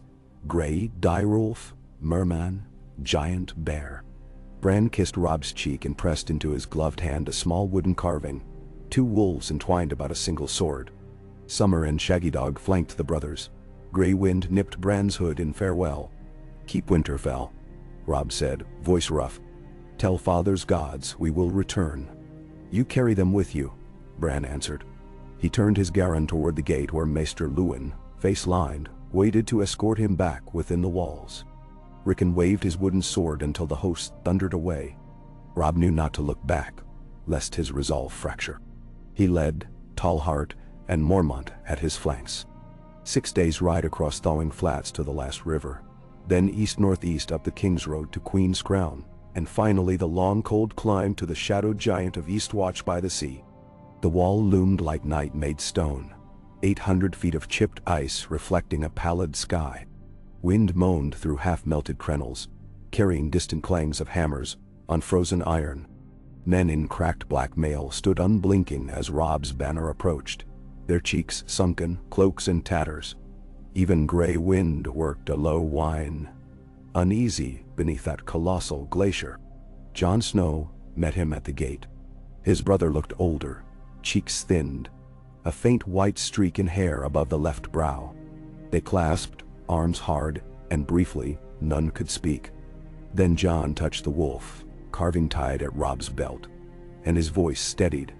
"The Frostfang wildlings muster in numbers unseen since before conquest," Jon said, walking him through the narrow tunnel.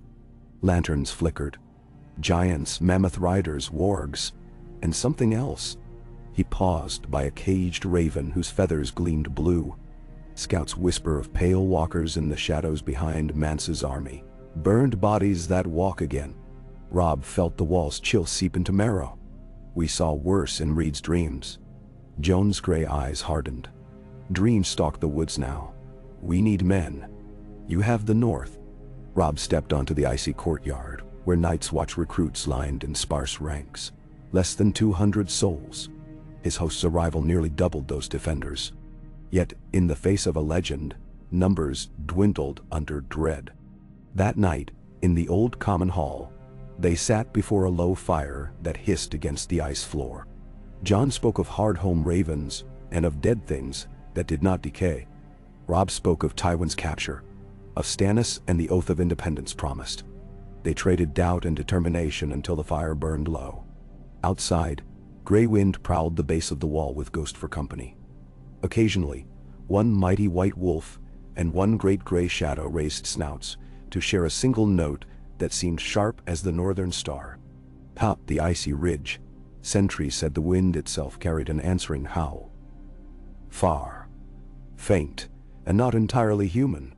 By torchlit dawn they labored side by side, Night's Watch masons patching gaunt battlements with quarried ice blocks, Glover carpenters reinforcing walkways, Manderley miners sinking fresh footings for trebuchets shipped north in parts. Giant spits were erected in the yard, where mammoth would soon roast should the wildlings fall prey. Arrows were fletched from gull feathers, their barbs black iron hammered thin to pierce cold brittle bone. Robb dispatched Theon's longships to graze the frosty coast, harrying any wildling craft hugging the bays. Maeg Mormont took 200 shield maidens to hold the gorge's western exit. Howland Reed's crannogmen slipped into the haunted forest, more shadow than meat, bearing frog spears dipped in water's nightshade. Every man not on task drilled, pike square, shield wall, flaming arrow practice. Jon taught the Night's Watch trick of lighting pitch buckets along the walls, top then shoving them over at the last instant. Mormont women showed archers how to knit fire rods, bundles of reeds soaked in oil then frozen, lit at one end so they burned hot and bright even in gale. Days bled together. Ravens perched above every gate. At dusk, scouts returned with eyes too wide. The wildlings were moving, tens of thousands, torches crawling down the Frostfang slopes like colonies of blinking ants. And behind them, pale shapes, tall as small giants, slim as men starved of skin, their eyes lambent blue. The rumors gained names whispered through camp. White walkers, others, the cold shadows that ride the storm.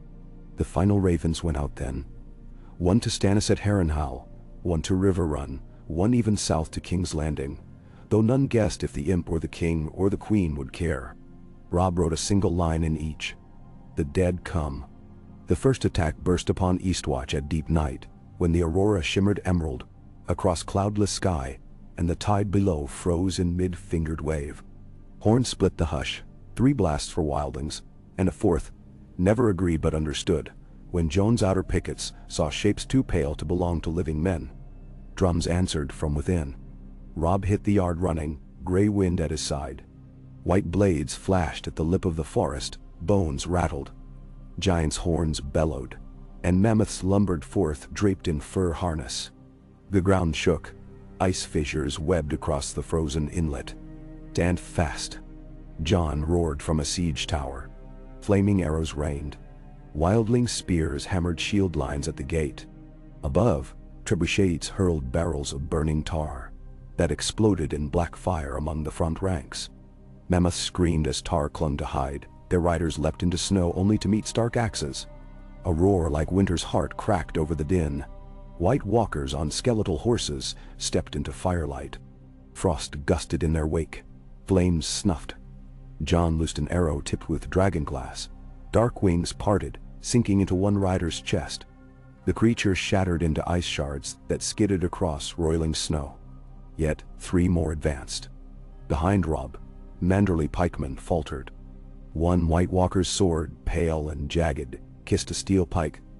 Metal screamed, then powderized into glittering dust. The pikeman's face emptied of hope. Robb sprang. Red rain raised. Their blades met midair. Shock arced up his arm as if he'd struck granite. The creature's eyes flared blue fire. Gray wind launched without command, jaws closing on the rider's calf. The thing hissed, lash of frost whipping outward. Robb's second stroke bit through rotted mail, and the pale flesh split like old parchment. Yet no blood spilled, only flecks of rime. The walker whirled. Red Rain's Valyrian steel slid clean through its spine. For a heartbeat the frozen eyes widened, then the shape crumbled, as if heat had slain its coherence. Dragonglass. Robb roared down the line. In Valyrian steel. Men answered, flinging black shining daggers. Another walker fell, black shards spiking the snow, but more pressed behind. Tall forms wielding frost-rimmed spears, whose points exhaled steam. At the inner gate, a mammoth crashed through the barricade of Cartwood-Dotwood. Mormont shield maidens rushed, hatchets winking. One hacked its ankle. The beast trumpeted, half fell, rolled and crushed 3 men. Meg herself scrambled up its shaggy side, driving a spike hammer through skull. When the beast went still, she stood on its broad back, blood and tar soot streaking her cheeks, and bellowed the old bear roar. The cry lifted the collapsing flank. Stark and Mormont surged. On the wall's top parapet, Jon grappled a 3rd walker. Its hands were claws of hoarfrost. They closed on his gorget, steel squealing. He spat a mouthful of blood into its face, wrenched a 2nd dragonglass blade from belt, and plunged upward under the chin. Shards whirled. The corpse horse screamed, hooves smashing stone, then keeled over the edge, shattering at the base like glass. Hour after hour the assault hammered Eastwatch. Wildlings died by hundreds at the wall's foot. Giants fell, spears bristling their enormous backs. Mammoths toppled in flame. But also Night's Watch brothers perished. Gren with a shattered shoulder, Pip by a crossbow quarrel. Old Henley burned when a pitch cauldron overturned. Northern levies shrank. Theon Greyjoy's longbowmen held the southern Salaport until the sea surge cracked ice under their feet. Yet dawn rose gray-pink over a field of broken bodies, retreating north. The White Walkers drew back beyond bowshot, merging with pre-storm gloom. A lull. Only the dead muttered in drifting snow. Robb limped courtyard to courtyard checking lines. Jon leaned on him once when a dizzy wave struck. Rest, Robb urged. Jon shook his head. There are more. Indeed. Ravens from Shadow Tower cried larger forces yet climbing the gorge. Queen's Crown scouts saw Torch Rivers, north of Greywater, nap. This had been near probing. The first finger length of the dead hand. That dusk, the Northern Council met in a tower chamber crusted with frost. Asha Greyjoy, newly arrived with spoils of Bolton's coast, flung salt spray hair from her eyes. We cannot hold all 3 castles. Abandon Shadow Tower, pull every man to Eastwatch and Castle Black. The Maester of Eastwatch agreed. Supplies dwindled, walls needed manning. Jon objected. Leave the gorge unguarded and giants wedge through. Robb countered. Better one strong line than three weak. After fierce debate they resolved. Torches would guide Shadow Tower garrison east along the wall's top, while fires burned behind them to collapse ice stairs and deny the gorge. Reed's marsh scouts volunteered to harry any foe who skirted the gorge's floor. 2 nights later, Reed Ravens reported a pale host crossing at Mullistown. Jon ordered the great horn blown thrice. Riders left Eastwatch at full gallop along the King's Road to slow any southward breach. Robb led them. 500 mixed horse, Grey Wind at forefront. Asha's longships cut into East Shore inlets, dropping archer squads behind wildling columns, sowing confusion. Yet the dead pressed. Where Dragonglass or Valyrian did not strike, no blade availed, and for every walker, slain 10 reassembled behind. Despair nipped even veteran hearts. Then, as if destiny decided one last die throw, a raven fluttered from Storm's End. Queen Daenerys Targaryen had sailed into Shipbreaker Bay with 3 dragons in her wake, her Khalasar manning 500 cog warboats. Half the realm now bore her silver dragon banner. Rumor said Tyrion Lannister, fled from crown and kin, rode at her side as hand. Robb read the Raven by lantern light, while snow hissed against canvas. He scanned the faces of his captains and saw hope sparking. Dragons, Mage breathed. No one living in Westeros had seen them fly. Yet the thought alone cracked ice in men's veins. Jon's eyes lifted from the letter. Fire to face ice, he said. But will she fly north? Robb tore the parchment, feeling the old ache behind ribs. The realm once broke itself to forge her dragons dead. We hold a lion lord she might barter, and a promise of independence. He looked at Theon, at Asha, at Glover, and Alys Karstark. We send envoys. Howland Reed tapped dagger tip on frost-rimmed flagstone. Gold to the south, cold to the north, and dragons between. The dream always ended thus. Nobody asked which dream, for fear of the answer. Envoys rode. Weeks folded in on themselves like pages singed by campfire. Waves of dead struck Eastwatch, splintered, withdrew. Shadow Tower burned under moonless sky, denying the gorge. Castle Black held the barely. Samwell Tarly broke a dragonglass spear through the heart of an ice giant, saving Lord Commander Jorah Mormont, yet fell beneath the crush of its collapse. The raven that bore word of his death arrived in Robb's camp at Hardhome, where he and Jon had raced to cover wildling refugees. Robb's fingers shook as he traced the smudged ink. He thought of book lover Sam with his shy smile, then sealed the letter in wax of black and gray. Grief must wait. One dusk near midwinter, 2 dragons shattered the clouds above Eastwatch. Serpents of molten bronze and green gold, bigger than warships, beating thunder from wings. They descended swirling, heating the very air until snow hissed to steam. On their backs rode men in silver and black. Daenerys Stormborn on a dragon called Rhaegal, Tyrion beside her clutching saddle lines. And on the second, a Dothraki blood rider named Jogo. The third dragon, coal black, great as the wall's gatehouse, circled higher, riderless, war-screech ripping wind. The garrison fell to knees. Grey Wind crouched, tail tucked. First time fear bent him. Even the direwolf recognized something older than pack or pride. Robb and Jon stood before the gatehouse as Daenerys dismounted. She wore black samite, a silver chain at her brow, eyes bright as amethyst in torch glare. Snowflakes melted on her flushed cheeks. Tyrion landed moments later, grinning through wind-tangled hair, a gold and crimson scarf wound under his chin. Queens do not kneel to kings not crowned by their grace, she said before Robb could speak. Kings who bend knee to winter kneel to none, Jon answered for him, voice even. She studied them. 2 young men in wolf furs, dusted white, blades black with frost. You hold Lord Tywin, she said softly, and you plead a realm of your own. I plead no realm, Robb corrected. Independence is mine by blood. He drew a folded parchment. Stannis' sign and seal, and House Baratheon's acknowledgement that we fight the same foe at present. Tyrion's brow lifted. My sire used to say a northern oath is as hard as ironwood. I pray that remains true for the South's sake. Mass. Daenerys approached Grey Wind. The wolf bared teeth, hackles roiling, but beneath her gaze subsided. She touched his great head once. Steam rose where her palm met fur. If your pledge is ironwood, she said, looking back, I offer dragonfire, fire and blood to hold the wall, until the dead are ash. Jon's jaw flexed. And after? After, a seat at the table. She smiled, small and sure. Dragons hatch from stone cracked in flame. Kingdoms may do likewise. Nanchao. Robb looked to the night sky, where the riderless black dragon wheeled. Largest, fiercest. He thought of Bran's wolfen wings dream, of Reed's green vision. Your third, he asked quietly. She followed his gaze. Drogon chooses his own rider, she said. Her eyes met his, then slid to Jon Snow.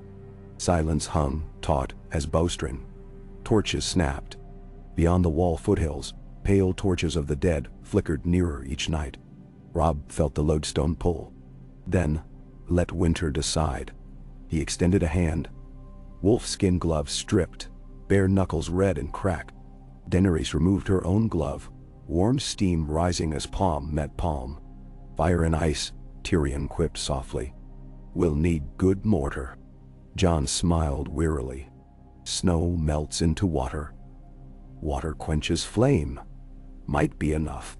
Grey Wind threw back his head and howled. From the walls, crest horns answered. Short bursts. First watchers spotting new movement in the frozen shadow beyond the tree line. Robb released Daenerys' hand and reached for his helm. They gather again, he said, voice steel. We stand together or fall alone. Dragons roared overhead, thunder layered upon thunder, tearing clouds to shreds. The wall, gleaming blue under the moon, cast long shards of reflected fire across the snows. And in those shards, the living arrayed themselves, wolves and dragons and men in black, awaiting the charge of an enemy older than crowns. No bard would name that coming night a battle. It would be remembered as a storm front of death and dawn. But in the last quiet heartbeat before horns blew, Robb Stark tasted the cold on the air and felt, beneath the beating of his mortal heart, the thrum of something larger. Not just a kingdom's hope, or a family's creed, but the whole rough music of the North. It thrummed in Grey Wind's growl, in Jon's measured breath, in Daenerys' dragonfire hiss. It thrummed in the ancient ice under his boots, promising that winter, even at its mightiest, broke for those who would not bow. He raised Red Rain high, and torchlight licked the blade's dark ripples. For the living, he called, voice carrying along stone and ice. Horns answered, single, double, triple, then drums. Then the world became motion, flame, and frozen roar. The tale of that night would be written in sky-wide burns and centuries-long memory. Deery wolves dancing with dragon shadows, blue-eyed giants falling to dragonglass spears, and Robb Stark, the young wolf, who held the wall with fire and frost beside king and queen and brother and friend. Yet those words were still unwritten as he charged into the white roar. Grey Wind at his heels and dawn's faint blush beginning to bloom over the far horizon of endless snow.